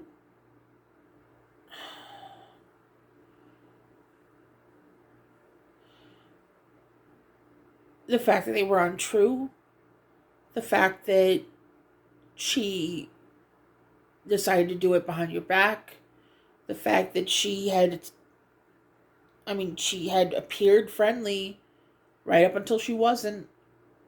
You know, she still hasn't apologized for what she put you through, for any of it. And I mean, I'd sooner become a size 0 before she probably does. Let's be honest. So, I'm sorry. And I know I'm not the only one who's sorry for what you went through with her. And I know I'm not the only one who's ready to be here in support of you. If you were to start making videos again, if you were to live stream, if you were to play games, I know there's people that would watch you play games. I know there's some of us that would love to play games with you, so long as I have the game. Me in particular, I would. Um, I would love to at least be your friend. Honestly, Casey. So know that there are people like me out there that believe you, that care about you, and we do. We want you to have. I like the quote that sometimes the best revenge is a life well lived, and I want you to have that revenge, Casey. Absolutely, I do, and I'm gonna keep hoping for it because you deserve it. And I'm also really sorry for the struggles your mom's going through. I hope that somehow she can pull out of it. I still hope that Tom will somehow beat this glioblastoma. But I know the true odds. And my hopefulness is more stubbornness than anything else. Because I don't want to lose him. So, yeah, I understand. And I think it's great that you've had a mom like yours. From what I have seen of her in what little bit of internet that I've seen her in, she does. She seems like a funny, caring woman, and the fact that she at least adopted you. I don't know if she adopted all your siblings, but at least you. Like that takes a special person. Um, with my own issues, I don't know that I could ever be that person, but I mean, your mom is a remarkable person for certain, and so I hope she can recover from what's going on with her. I really do. Um, it. I wish in part that you updated more on your socials, so I knew what was going on. That's a little bit selfish. It sounds like, but I don't mean it to come off that way. I apologize. But I mean, I guess I'm invested in your story, and I'm not the only one. So please know that. You got people out here that understand what really happened, who the real abuser was. We know. At tears, I was destroyed. And I sat there like, what do I do? And they're like, make a rebuttal video. I said, well, what is that going to do? And I mean, obviously, it did a lot. I did not realize how much it did. And I did get videos I got video messages from her I know there's like a little bit on the video you see. Yeah. Or the stuff that you saw. There was more of those, but I wasn't going to post them because I'm not that petty. But there was lots of them of her crying, begging me to take them down. And I'm like, no. Like, you did this. You did this. You think you can tell me to take this down after you did this? You can take yours. I mean, she did take hers down, but people got it already, and obviously it's uploaded everywhere. Yeah. And I'm just like, no, I'm not taking it down because you reap what you sow. You did this, and I'm going to leave this up. And I will leave it up for years and years to come because I'm not going to get bullied off of taking down my truth. I think even without your rebuttal video, I don't think anybody believed her video because it's terrible. It's awful. I've not seen anybody who can watch. Unfortunately, Mr. Snowflake, I think people did believe it. And those are the same people that believe someone like Amber Heard.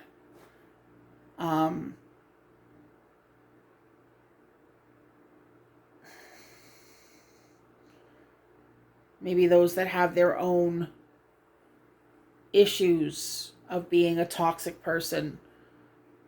So, yeah, maybe deep down they didn't believe, but they at least showed support and saying that they believed Amber. Like, it's...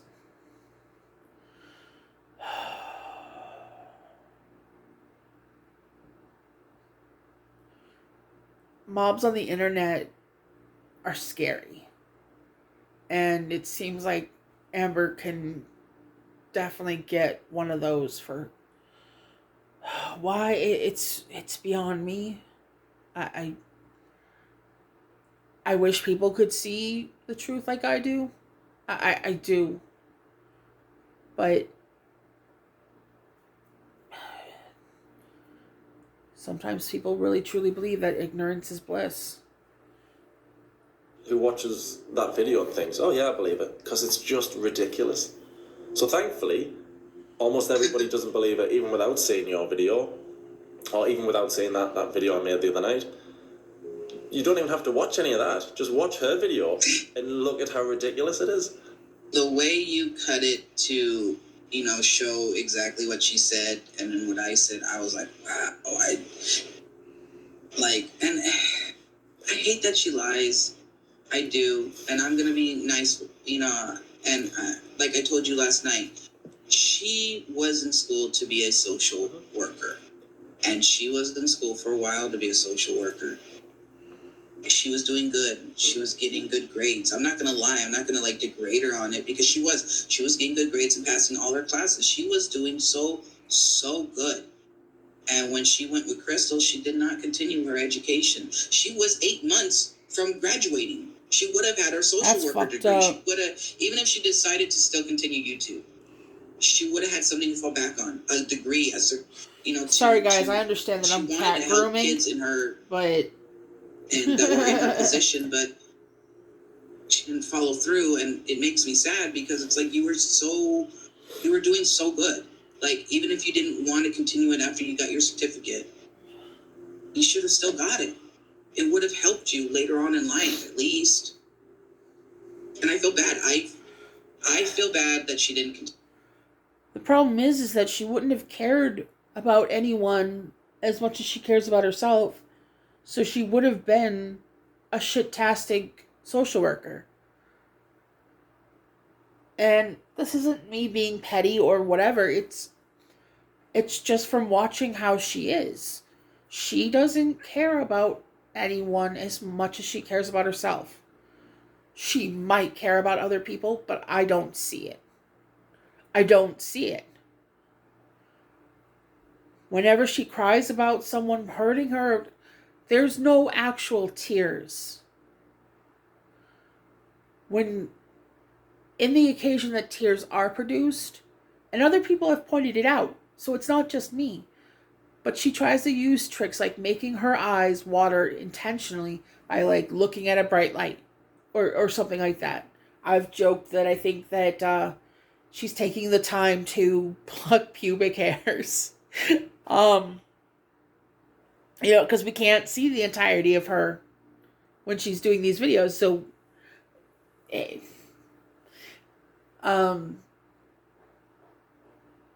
it's kind of a joke, but it's also kind of serious. Like, she doesn't cry,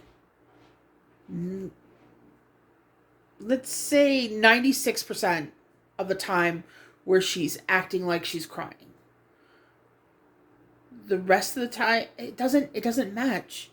It doesn't match her behavior. Like, even in the video with I cry, and I mean really cry. Even when I'm trying to pick up my mood, I'm making bad jokes. Everything else, I mean, it doesn't turn off. Unfortunately, as much as I willed it in that moment, the waterworks, they don't stop. One of the way you can tell that someone's lying is they're acting like they're really upset, but then, it's like it's not on their face anymore. They're talking about something else. They might even laugh. And I don't mean, because like I will laugh, but there's still water fucking rolling down my cheeks, or I'm starting to get snotty. Oh, I am such an ugly crier, guys. Like, fuck.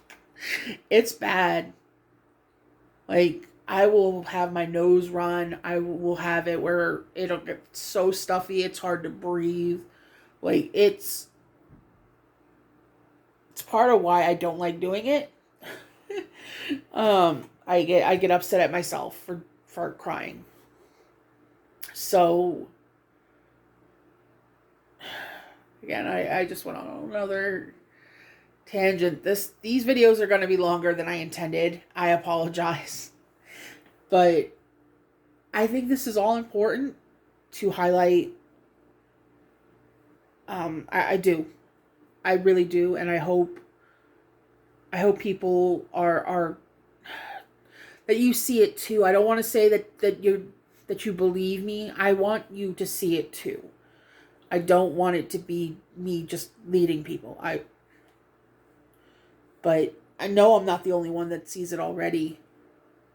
I'm just making this video to help others become aware as well, because Amber's not the only person that engages in this behavior, and so we should be aware for our families, our friends, so when they're when they're having this behavior happen to them, or maybe they're engaging in this behavior, we can pull them back.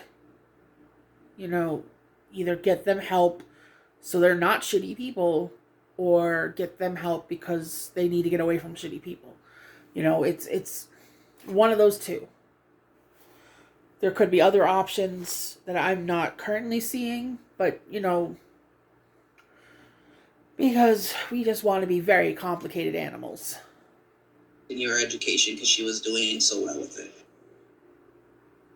But yeah, I don't think Amber would have stuck with the job. What made you? I think the hours, the overworking, what made you comment on the video? Because I was falling asleep last night. The video went up. It's getting a good reaction. I was like, oh, good, job done. And then just as I was going to sleep, somebody messaged me saying, Casey's commented on the video. Casey's commented. So I woke up. Oh my god, he has. And then I started trying to do on Instagram. I've had no sleep. I had about 3 hours sleep because I was just. I'm sorry. No, it's my fault. I made the video. I was just buzzing, like you messaged, and that you were okay with it. Because when you were messaging on Instagram, I could see you typing. I was like, oh no, oh, what if he says something horrible? What if he hates it? Oh no. But thankfully you're okay with it. I was sent that link while I was at work, actually. Sorry. Yeah, I was like, I just got off of lunch. And I was like, and then I just see a message, and I'm like, who's requesting to message me? Is this someone from my old high school or something? Because I have, after all that incident and stuff like that, I have Amber's, like, not Amber, I have her blocked everywhere, well, one, and then I have a lot of security on my stuff, so that way there's no snooping or anything like that. And they said, hey, someone made a video about you. His name's Mr. Snowflake. Here's the link. And I was like, what?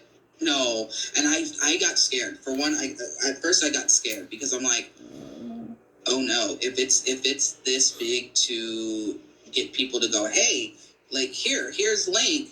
I'm like, oh, it's starting again. This is something I'm terrified of. I do not want this to start up again. And I sat there and I was like, okay, you know what? I'm going to watch the video. And I sat there, I watched 15 minutes, and then I called my friend. I was like, can you watch this with me? I can't watch it alone because I was just like, I was shaking. And like when I first saw your opening, I was like, oh no, he's an Amber supporter. I am going to get roasted like no other. And then the video continued. I was like, oh, he hates okay. It's fine. Phew. And I was like, okay. And all right, and I sat there and I watched the whole thing. I was gonna comment throughout the video, but I was like, and then I stopped. I was like, you know what? Let me watch it to completion. Then I will make my decision whether I comment or not. And as the video kept going on, and I was hearing Amber say a lot of things, and they got my blood boiling. I was like, okay, yeah, I know that story. I know that one too. I know that one. I know that's a lie. And then when she got to the point of me making fun of me for having tape and everything it just... I had an ex-girlfriend named Cassidy. She did not look like a girl. She taped on her boobs on purpose. So they'd always think that was a boy. So it was just really weird because I'm not into that. And you have to be like... Fucking turf! It broke my heart. Because she never said anything to my face when we were together. But to make fun of me behind my back and everything like that, it's like, okay, well, that's fine. You know, that I know how you really think. But, and then a lot of stuff about the I know I can't say this on YouTube when it comes up. I guess you might bleep it, the pet stuff. Yeah. That really, like, okay, so this is a story, not a story, this is something that happened that I was debating back and forth of saying, I've said it to my friend and, you know, told her what happened, and I was like, I don't know if I should say this, but I never said it in the original video because that's not what it was all about. I wasn't about all this. I was just about, hey, I didn't do that. When we first started dating, of course, online, and the site was Moco Space, that horrible site, it's Moco Space, and I was just like, with the story of how I met her, I'll start with that, is that I did meet her there because I was going on those chat rooms and stuff like that. And I was 15. I just literally came out. I did not, like, and in being 15, you see all your friends, you know, that you're close with, if they're in relationships or not, you're like, I want that.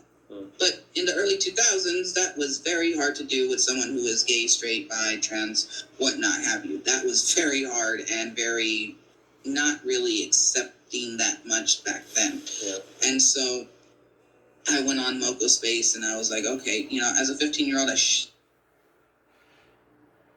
I can understand why Casey, even back then, had a fascination for anime, and more specifically even Sailor Moon, especially for the time.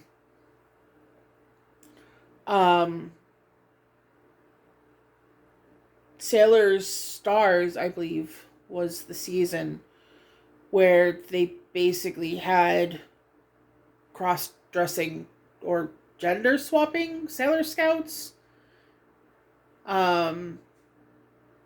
Which actually I found to be hot as fuck, but I have a thing for drag queens and kings and stuff like that. So yeah, I like people that aren't normal. It's just the fact of it. So but especially there was a theme in a lot of different anime where women pretended to be boys because of wanting to jump that gender norm wall, essentially. Women are treated one way, boys the other. And, you know, if you wanted to do like a certain club in high school, in the context of anime, or, you lived on your own in the, the ones that would cover like the Edo period, or stuff like that. Like, women participated in binding and other things to appear as they were different gender, and there was even stuff vice versa. Bishy boys is definitely an anime thing. I love me some Sephiroth. So I was just listening to this, and so that clicked for me in this playthrough. So I thought I would point out that observation. I don't know if Casey himself has realized maybe that's why anime resonates so much with him, but I think people cosplay stuff like that. I've at least seen images of thumbnails anyway, that he uses of him in cosplay. So I don't know if he actively cosplays, but at least doing that, being someone else, pretending to be, to wear someone else's skin for a time, that's certainly something I can understand. I used to do it a lot more. Sometimes I wish I still could, because it was just nice to be someone else for a while. Whether that was someone completely made up in your head, or something specific. Doing that sort of role playing was a way to escape. So I understand. I get it. Had no business being on there. Now that I'm older, I'm like, how did I not die?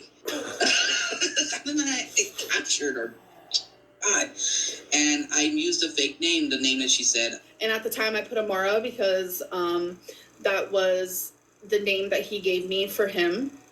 I used that fake name because I couldn't trust anyone online. And I was like, I was at least, at 15-year-old, at 15 years old, smart enough to go, I'm going to use a fake name. And the name I chose, if anyone's curious about why it's that name, it is the English name to Sailor Uranus, because I love Sailor Moon. Sailor Uranus, I idolized as a kid, and her English name is Amara, with her Japanese name being Haruka. So I used Amara because Sailor Moon.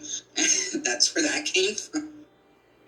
And that's what I used because I couldn't trust anyone online. You don't know who they are. You know, it was the early 2000s.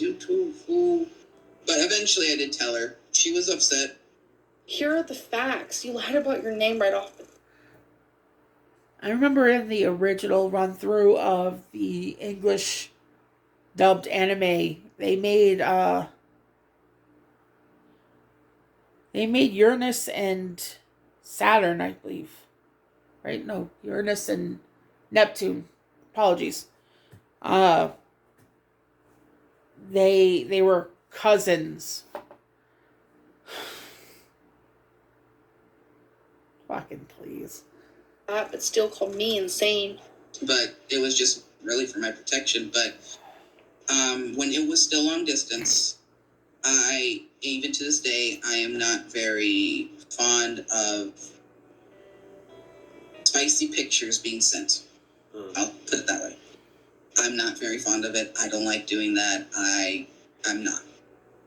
Well, when I was at my Nina's house and I was texting her and whatnot, she wanted a spicy picture. She was asking me about this for a couple weeks. And I was like, I'm not comfortable. And I was 15. Again, I was 15, 17. And I just kept telling her, I'm not comfortable with that. I'm not comfortable with that. You know, why do you want this? Like, I'm not comfortable. And she didn't want, like, front. She wanted, and, like, that's what she wanted. She wanted the below the belt. And I was like, oh, well, no, I'm not comfortable. And I just kept saying, I'm not comfortable with it. But then she said, and I wish I had my old phone, which was a little tiny, like, sliver Motorola. But, she said, if you don't do that, I'm going to be mad. I'm going to break up with you. Okay. And at 50. Manipulative fucking cunt. Okay? Seriously, what the hell? You don't do that to a person. You don't. For the record, I don't mind spicy pictures. In the past, I've had some sent to me. I'm still amazed that happened. But here we are. I don't usually send them out because I have self-esteem issues. And if someone pressured me, that sort of ultimatum would not have worked. Absolutely not. Especially because, especially nowadays, anything that's on the internet stays on the internet. And especially with someone vindictive. Someone like Amber, you can't trust to give someone like that compromising pictures of any sort. Any sort. Because the moment you upset her, they will be online. Possibly through a sock account. Who knows? Because apparently that's a thing for her and Chantal. But, yeah, you can't. So, I just wanted to add that bit. Hearing that from someone who you're dating, you're just like, oh no, I don't want to lose the only person who's actually attracted to me. Yeah. And I did it. Yeah. And I didn't like doing it. I didn't want to, but hearing if you don't do that, this is going to happen, I was like, oh, well, I don't want to be single and not have anyone who cares about me like this, so I guess I will. I'll do it. And I did it. And do I regret it? Yes, I regret it. And being at the age I am now, if I had a kid who did that, I would be like, oh no, no. You don't need to be with that person. You don't need to be with anyone like that, because that is distributing just of porn. Yeah. And yeah.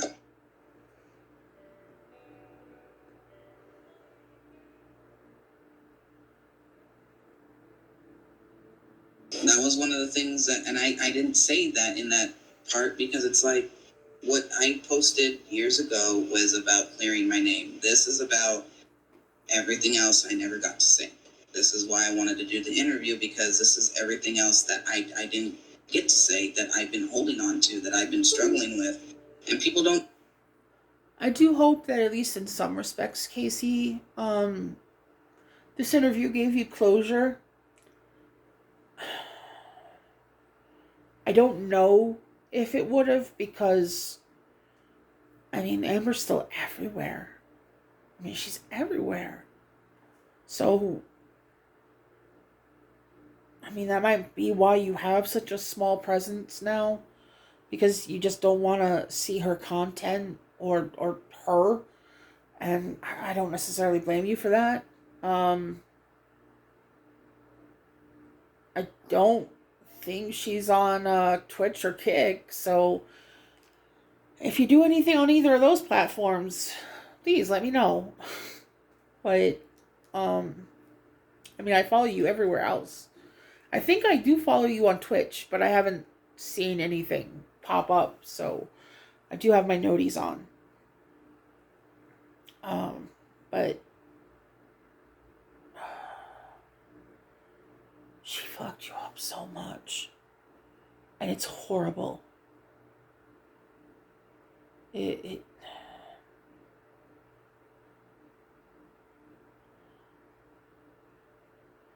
and just like you now, back then, I say this with the caveat that I, right now, 43-year-old me, would not date 15-year-old Casey. Okay? But 15-year-old Casey was a cutie. 31-year-old Casey, also still a cutie. So I'm just, I'm trying to be positive for them, him.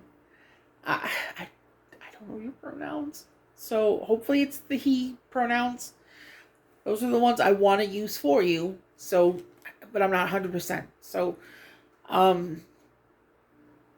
yeah, I'm not saying it to be a perv. I'm just saying it because possibly because of my autism, or just the fact that I think lying is just exhausting bullshit. I'm just putting the truth out there that you're cute. You were, is, like, just saying. No.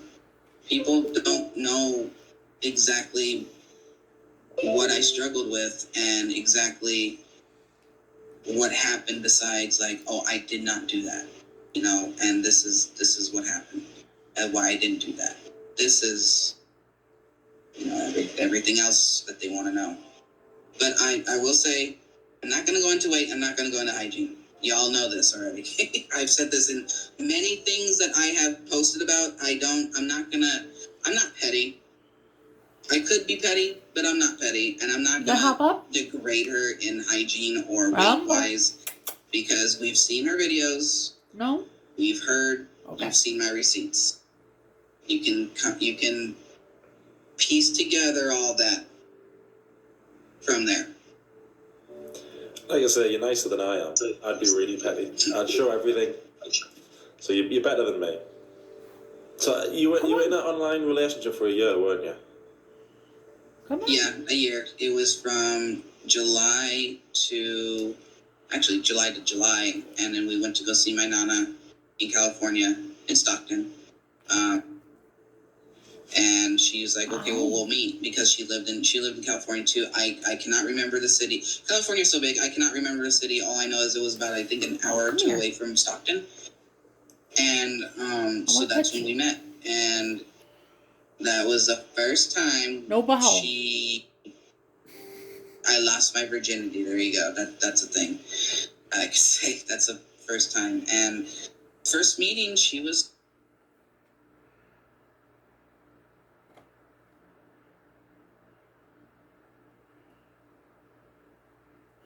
Give me 1 second.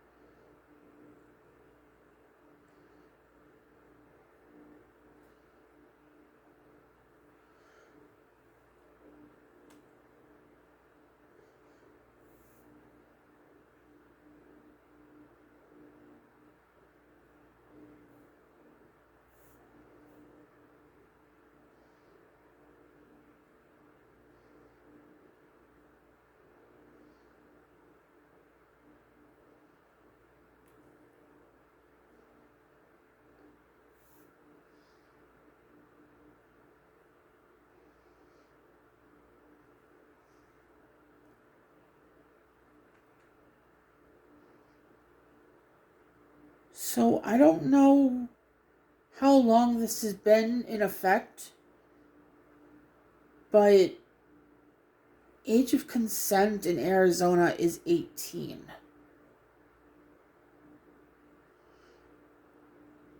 There exists in the legislation defenses to prosecution if the defendant is close in age to the minor of a spouse or a spouse of the minor.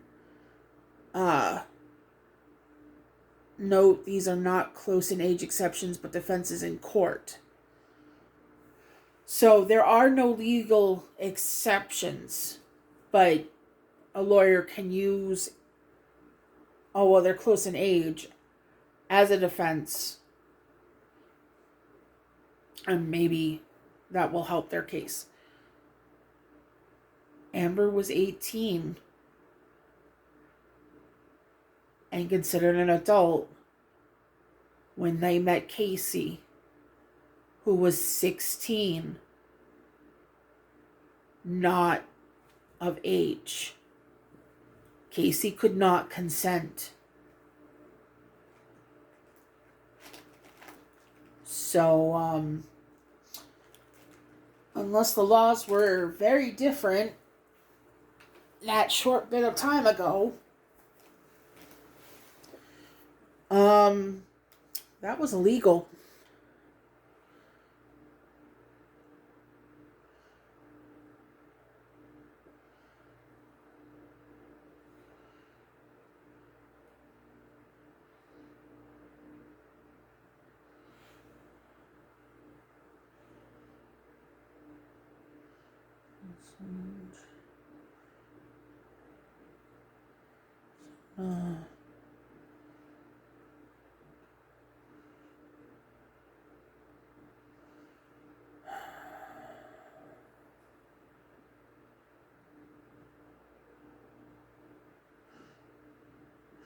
Let's check 2010.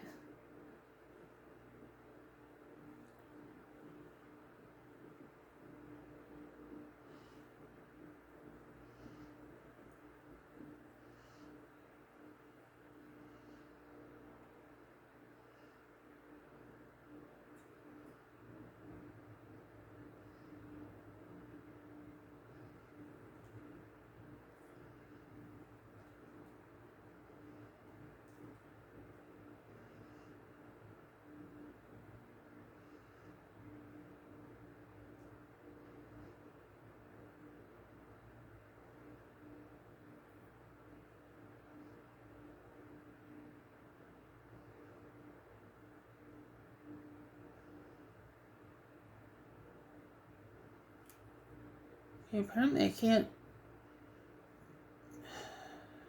go back like that, so...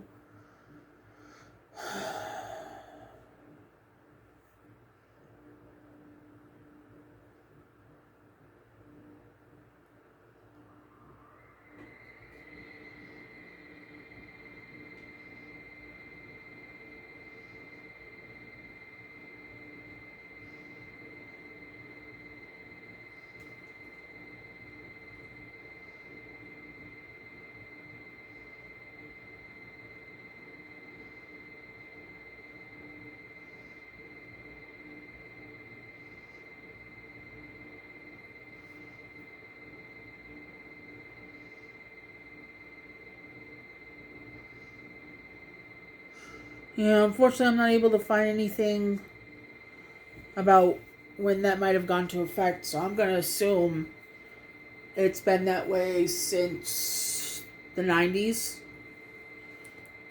I would assume. Um, so, yeah. Take from that what you will. She seemed like she was legitimately who she said she was online. And then, when she had to leave, and, I was sad, of course. At that time I was 16. Of course I was sad and stuff like that. We still texted and everything like that. And she was going to come back down for my birthday in an anime convention. And, she did that. She came down. That was in November. She came down in November because, for the last week of October, because the convention was Sabaton and it was on Halloween. So we did that. I paid for everything going up there. I even got us a ride with my friend. And we stayed there all 3 days, came back, and she was going to stay till my birthday and then go back home.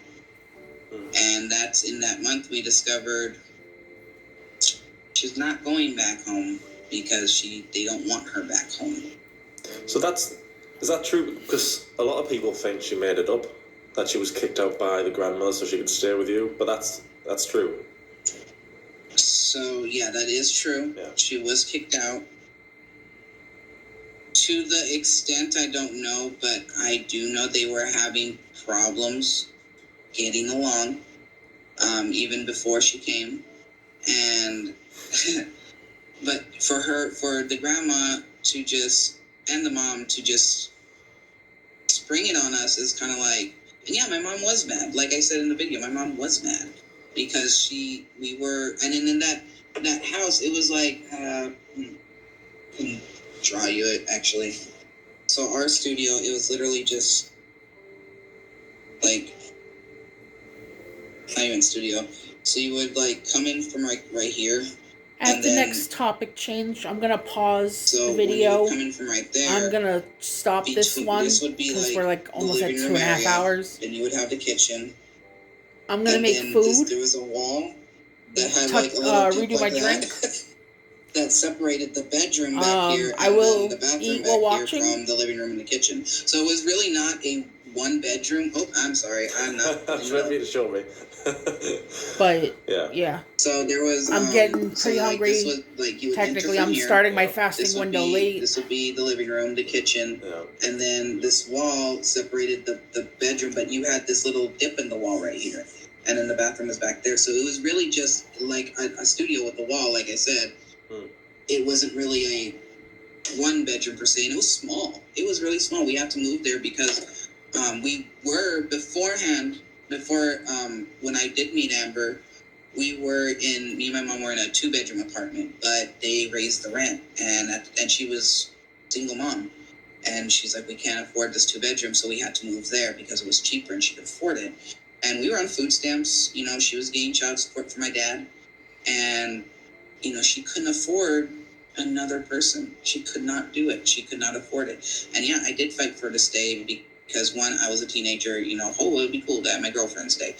And then 2, because I felt bad. I did not want her to get kicked out. She had nowhere to go. I don't even think her foster family would have allowed her back. So she was going to be homeless?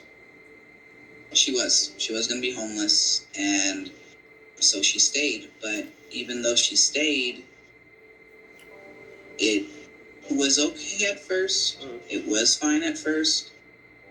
And then it spiraled into not fine at all. It got really bad. It got really bad. Within the year, I will say, within the year, it got really bad. And because she was 18, my mom's like she said, a job or going to school. And it was a fight for either one. It was a big fight because I was going to school and she was home all day and she wasn't cleaning or anything like that, like very rarely. And my mom was at work all day. My mom worked at the hospital as the janitor. And so she was gone, like, at that time, because she just started that job from another one, she was working third shift. Third shift, or she would have to, like, go overtime and come in either at first shift or second shift. Like, she was on all three shifts because she was, like, they were trying to see if they're going to hire her. She was in her probation period, so she was taking third shifts, second shift, first shift. And sometimes she would get off work, come home, go to sleep, and have to go for the second shift and then come back home. Like, she was all over the place until she finally got a schedule. And it was like, it was eating at my mom. And then, her boyfriend, was there, and, he was working for a little bit at the time. Then he got Social Security. He didn't move in with us till summer 2010. And it was, and she was fighting it. She was fighting it. Like, it has to be either or. It has to be either or. Either go to school or work, because something has to give. Well, she went to school, and which I wish she continued her education. She did get food stamps after a while. She did get food stamps. Spending it to help the house was very rare. I won't say she never did it, but it was very rare, and sometimes it was a fight. And then sometimes, like, her foster mom would help her with paying her phone bill, or send her, like, a gift card for Christmas to Torrid. She wasn't, what she says when she said she had nothing, she didn't have nothing. She had people who were trying to help her. Like, in her foster home, oh God, that story. Like, in her foster home, I understand that it wasn't, being in foster care isn't a great place. And I do want to correct this. I wasn't in foster care. I was adopted, like, right after birth. Like, I was adopted right out of the hospital. So I didn't go through foster care. I do know my birth family, though, but I was adopted right out of the hospital. But I had friends in foster care. I have a friend whose mom is a foster mom. And so I've been around a lot of these kids, even growing up. And I see that, they are sad. They are hurt. They do miss their parents. They wonder why their parents aren't like that. And it's like, it's heartbreaking. But her foster parents they were pretty, good as they were to her. I don't know the whole story. Like, there's side A, there's side C, there's middle B. I will never know. But they did build her and her brother Somebody their own wants room. attention. She wasn't happy with it. I will tell you that right now. She wasn't happy with it. She said it was so small. And I get it. It was in the garage.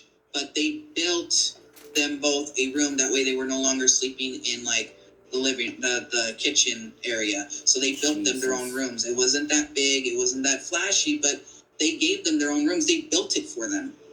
She got her own bed. She had her own space. And so did her brother. When you say it got bad after about a year, what was happening after a year?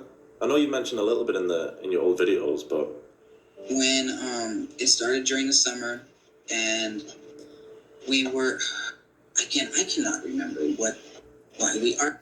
This is Rumble, by the way, my black baby. He's a cool boy. Such a sweet boy. He's a sweet boy. So, and in the rare occasion that you'll see a gray and white boy with extra toes, that's Ragamuffin. My two babies. I will never remember why we argued. I just remember the shock and the fear. It was because we didn't have a bed in the living room yet. We didn't have a bed in the living room yet. We had, like, my Nana Monica's old couch and then the floor. And so we were, sometimes she would sleep a lot of the time she would sleep on the couch. I was constantly on the floor. And we were watching You were far too good for her, to her, Casey. For real. Music videos on TV, I know there was a song on, I can't remember the song, but it was, I know the song that played beforehand was Bulletproof. We were just watching music videos, and I don't know why we got mad. I don't know what started the argument. I just know that she had this look of anger in her eyes and grabbed my arm so tight, and she left nail marks. And I was like, what? Like, that was the first time she ever put her hands on me. Ever. And I was like, what? Like, I was confused. I was so confused because I've seen people, abusive relationships on TV shows, movies. I never thought, you never think, oh, that won't happen to me. What did I say earlier before I started this video? People don't think about the red flags. And the minute that happened, that's when it started to spiral down. And it was really bad when it started to spiral of the hitting. Oh, you got gunkies. Come here a second. Oh, God. I was having an anxiety attack. There we go. Before school. And this was before, like, I could really, like, get control over it. Like, I was still, like, figuring out medications for it. And I called her, and I was like, and I was crying. I was like, baby, I can't, I'm having anxiety. I don't know what to do. And she screamed at me over the phone. I don't even know what she said because the scream was so loud. She just screamed at me over the phone. And you could tell she was in the bathroom, and because it echoed, and it just like, you just hear her, and I was like, well, I'm sorry that you're mad. And then she screams, I don't care. Hangs up. Okay. And so I was like, okay, I got to deal with this alone. I got to deal with my anxiety alone. Okay. And then she texted me saying, you made me get upset at school. I'm yelling in the bathroom. People are looking at me. Didn't have to yell, but okay. She did not like me going out with my friends. I lost a few friends because of her.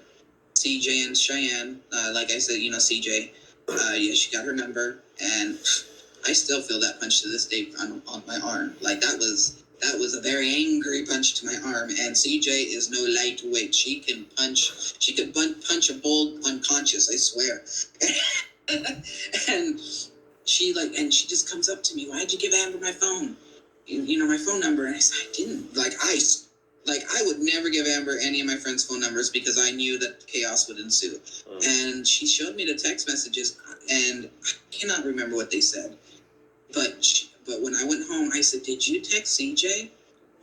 And she did admit that she got my number from my phone because I would take a shower in the morning before school. I guess while I was in the shower, got my phone and was like, oh, I'm going to get this number. She didn't like CJ. She didn't like Cheyenne. But she hated Alex. She absolutely hated my best friend Alex. Hated her so much for I don't know what reason. Maybe it's because Alex seen through her. Maybe it's because Alex didn't put up with her BS. But maybe because she thought Alex could steal you. But, as they say, people aren't property, first of all. But second of all, if the person leaves, they weren't yours to begin with. But she absolutely despised her. And I confronted her. I wish I had those messages. I deleted everything from her after that whole scandal fiasco because she tried to add Alex on Facebook before the whole video came out. And Alex messaged me saying, why is Amber trying to add me? I hate her. She does. She hates her. She hates her. She hates her. And I said, I don't even know because, yes, she does hate you.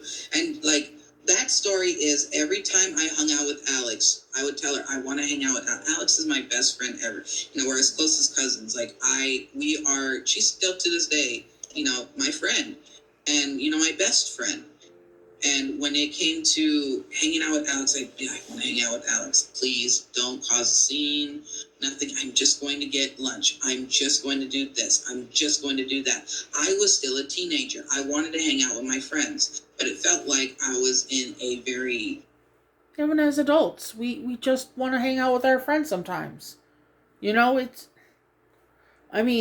great if we can bring, our partners to those hangouts, but sometimes it people don't always jive. It's just one of those things, and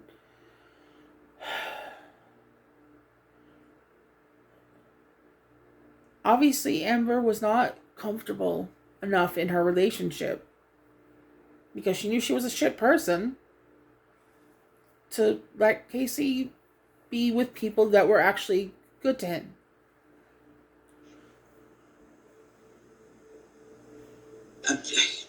Marriage, like marriage that I couldn't do anything.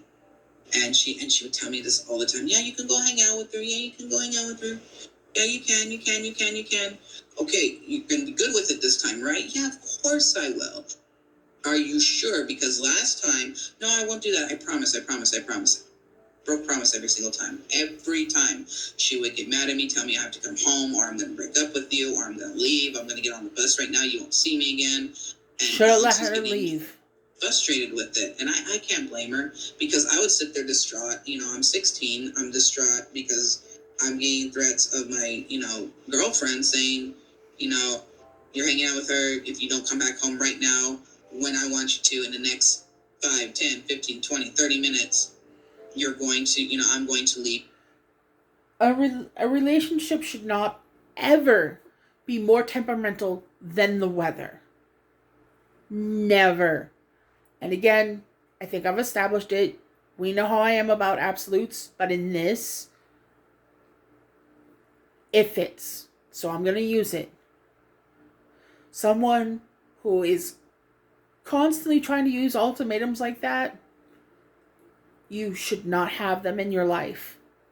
Absolutely not. That's just going to hurt you more in the end.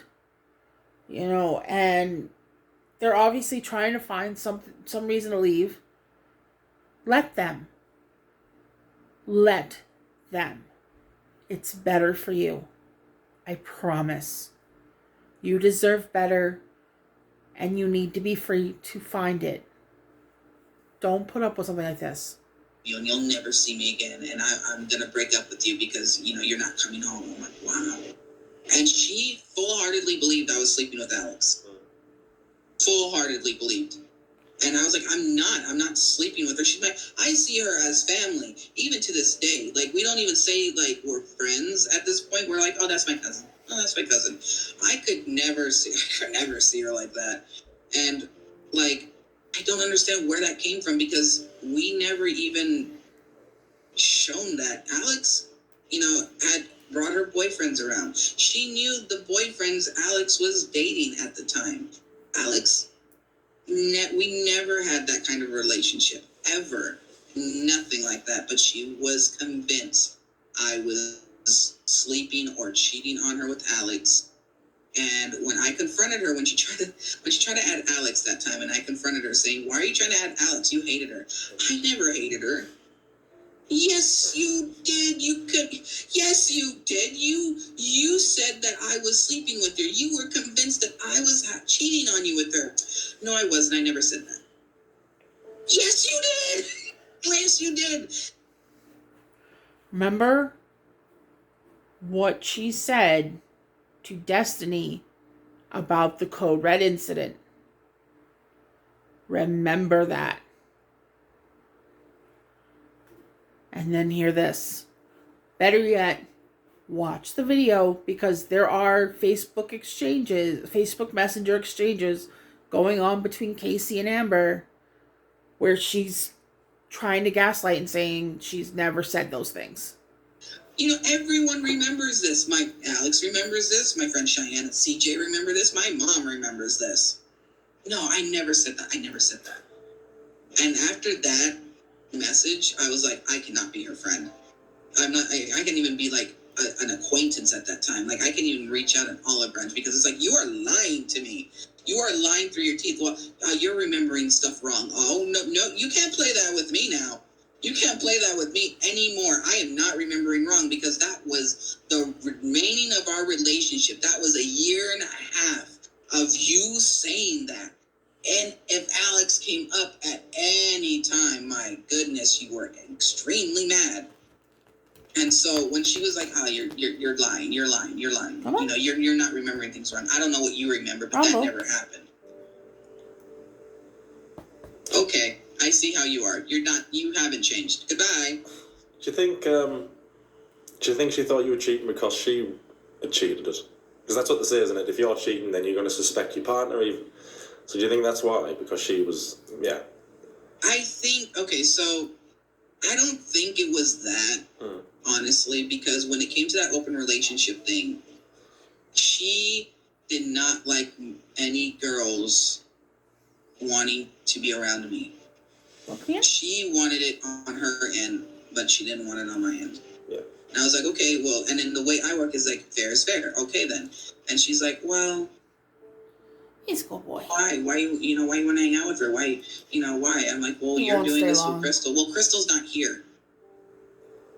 That doesn't make a difference at all. Well, Crystal's not here. Well, I'll be upset. I'll do this. I'll do that. And it's like, oh my God. So she wanted it to be, she can do whatever she wants, but the person she was with cannot. Yeah. You said last night when we were talking, you didn't know she was intimate with Crystal that time? Yeah, I did not know. She told me she was not. That they just cuddled and slept together. Like, slept next to each other. Together. And I was like, here's the thing about that, too. That I don't even think Crystal knows. The night she was intimate with Crystal, hours before she was intimate with me. Yeah. And I'm just like, how can you be intimate with me and then go and then be intimate with... Okay. Have you got any negative feelings towards Crystal? No. No. Honestly, I will say this. I have no negative feelings to any of her exes. To anyone she's dated. I have, like, Crystal, from what I haven't heard or seen of her since she left that night, which I know there was a question about that, about, like, how long did it take her to leave. And I'll get to that. But I never seen hide nor hair of her after she left. But Crystal's a sweet girl. She's a really sweet, timid girl. And I, like I said, with the story about the iPhone, well, not iPhone, wow, the iPod Touch, the ancient thing now, she made her cry over the base of the phone, which is like, dang, someone's getting you, and they were like $200, I think $300 at that point. Like that. And like, she was willing to buy her a brand new iPod Touch, that slick touchscreen one.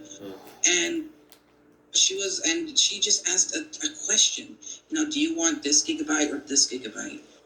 And she just made her cry over it. You asking me that, and then, like I said, it's burning to my head. You asking me that is like me asking you if you want a purse or a wallet or something like that, because I know Crystal wasn't that person. She was a little bit of a tomboy, and it just like, dang, someone's getting you an iPod Touch. Like, why are you making her cry over that? I defended Crystal that night. I defended her because I was like, that's wrong. You need to apologize. I made her apologize to her. Did she apologize? She did. In a way. In her own way. Did she mean it, though? So not really. In her way. But it was like, and when I learned that they broke up, I was sad for her. I was sad for Amber, because she seemed like she really was head over ears in love with her, and I felt bad. It's like, oh, well, I'm sorry. Amber is head over heels in love with every ex when the breakup happens. Every ex. Give it a week or so. And she said that Crystal wanted to try to be with the guy, and that's why. I don't know if that's true. That's what I was told. I don't know if that's true. For everyone out there, I don't know if that's true. Fucking That's what I was told. Amber. And I told her, I just hope you don't treat Crystal, or do anything like that you did to me. And then she did admit that she's hit her before. She said she hit her once. Once. Do I believe it was once? No. No. When I seen the... I'm going to make this point, and then I'm going to take that break. So, about Crystal and Amber hitting her. She's made comments about this. You can find this on reaction channels. You can probably just search Amberlynn Crystal. See, I never know if it's with a K or a C, though. Sorry, guys. I'm still learning. But I've heard things from Amber's own mouth about how the way I just tapped you and things to that effect. I'm going to say this because there was one person that used to touch me and I didn't appreciate it. So I got into the habit of actually knuckling their arm. Like, I specifically would go like this into their shoulder. And no, each individual hit might not have been my absolute hardest. But you keep doing that several times a day over weeks, there is a sustained bruising that will happen. And then overall nerve sensitivity. I was feral at the time. I was kind of an asshole. This person was kind of fucking with my stranger danger. It probably wasn't the best thing for me to do. I'm not completely excusing it. Because maybe I should have handled the situation differently. I didn't know how at that point. That's what I have. And that's what I had at the time. So eventually it got to a point where he'd stay away. Because as soon as I went to, he left. So if Amber was continually hitting Crystal in specific areas, things like sensitivity, things like, bruising, and especially when the skin's bruised, yeah, it's gonna hurt just putting even a little bit of pressure on it. So I'm sure Amber would attempt plausible deniability. Don't let her. She was hitting Crystal. Hitting. Not once.